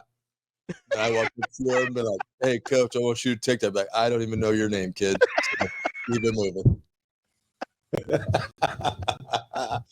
Amazing how it happens. Yeah. Hey, so let me ask you something, because people ask you, I think more times than you'd be willing to admit, because it's just the few times you have some humility, but people ask you a lot about he's mad. I'm kidding. I'm kidding, man. I'm kidding. Jeez. That really escalated. A lot of people ask for your opinion a ton in an advisory role. Hey, come look at this. Hey, come. I do. How many run plays have I given you over the last handful of years? What impact do you think being an overseer, like just a neutral observer, when people just ask you questions, how beneficial is that in this amount of time, do you think? it matters if the person that you're going to seek the advice from is just honest, right? Like, I think that's, you say that I'm mean to you, but I don't feel I am, because I was raised to just be brutally honest with people, and it's gotten me this far, done what I've done. But to have somebody to say, hey, I think that's a bunch of S. I don't think that's going to work, because I've seen your tape and I've seen your players. I don't think they can do that. And so then that you can, and then also there's a respect on both sides. Like, I could tell you that, and you could not respect my opinion, say, well, he's lost it, he's an idiot, he doesn't know what he's talking about. Or you say, well, I do value what he says, and he's always honest with me, and then, kind of go from there. So it all depends on the relationship of who you're asking that information from. But as long as you got a person that's going to be honest with you, the more people you can get in your life that will be brutally honest with you, the better your life will go. You're welcome. Verz, when you're talking about kind of, you brought up the personnel and like, hey, I don't think your guys can do this or that. How much of the needing an outside influence is that coaches sometimes do get blinders about who their players are? Oh man, right into this one. My man had to change positions in his seat. That is rare. If you have a good grasp of your locker room and of your playbook, those two should walk hand in hand. It's not difficult. It's not rocket science. If you look at what you got and then you look at your plays and say, okay, can I get this person, which put an offensive line sense, no particular team involved, can I get this person that is 6'8" to pull or to pass set against the guy that, this guy runs a 5'4", this guy's explosive off the ball running a 4'6". Can I get him in a position to execute this efficiently? Or do I need to get him help? Can I get a chip? Can I get somebody to bump somebody just so we get more time? And again, I'm just putting this in offensive line sense because it's easier for me that way. If I don't, then I have to, and I still want to run that play, then I have to find somebody to help him to do that, to accomplish it. Are we as a unit good at running the ball straight ahead? Can we just base block 1v1, mano y mano, and can we go? I have to be able to assess my practice. I have to be able to assess my game film. And I have to tailor plays in my playbook that fit what we can do. Maybe we're better laterally. Maybe we're more agile left to right. Maybe I got a burner that I can get to the edge and he can walk in the end zone. So I have to, coaches that can't do that aren't coaches very long. Matt, when you're watching, like, there's always people, you'd actually be a good example. There'll be things that I'll ask you that I probably wouldn't ask anybody else, and not for nothing more than the mere fact that you would be honest, right? Mm-hmm. So how much value in there is that if you're a guy like Coach Snow coming in to talk to Coach Rule with kind of that level of respect, that being 65 and you've been with him at all these stops, where it's not necessarily a fresh set of eyes, it's somebody that can simply compare and contrast because he knows you so well? It helps. I mean, I don't, if I'm going to look at things like at Nebraska, like, I don't really have a lot of issue with the way the defense plays, except for certain players. What if it's my day to day? Like, what if it's just talent evaluation or doing life or practice setup, or like, what if it isn't necessarily even schematics? Yeah, that's what I'm saying. Like, it's somebody to look at it and say, hey, I keep noticing this guy doesn't fulfill responsibility, tries to go for big hits that don't need to be big hits instead of just secure tackles. He's not doing what he's supposed to do. Why are you playing him? Like that may be more helpful in it. And I get it. There's a respect and a loyalty that has to go to a certain extent, but loyalty's a two-way street. And so to be loyal, you got to be loyal to the system, loyal to the scheme. I'll be loyal to you as a player.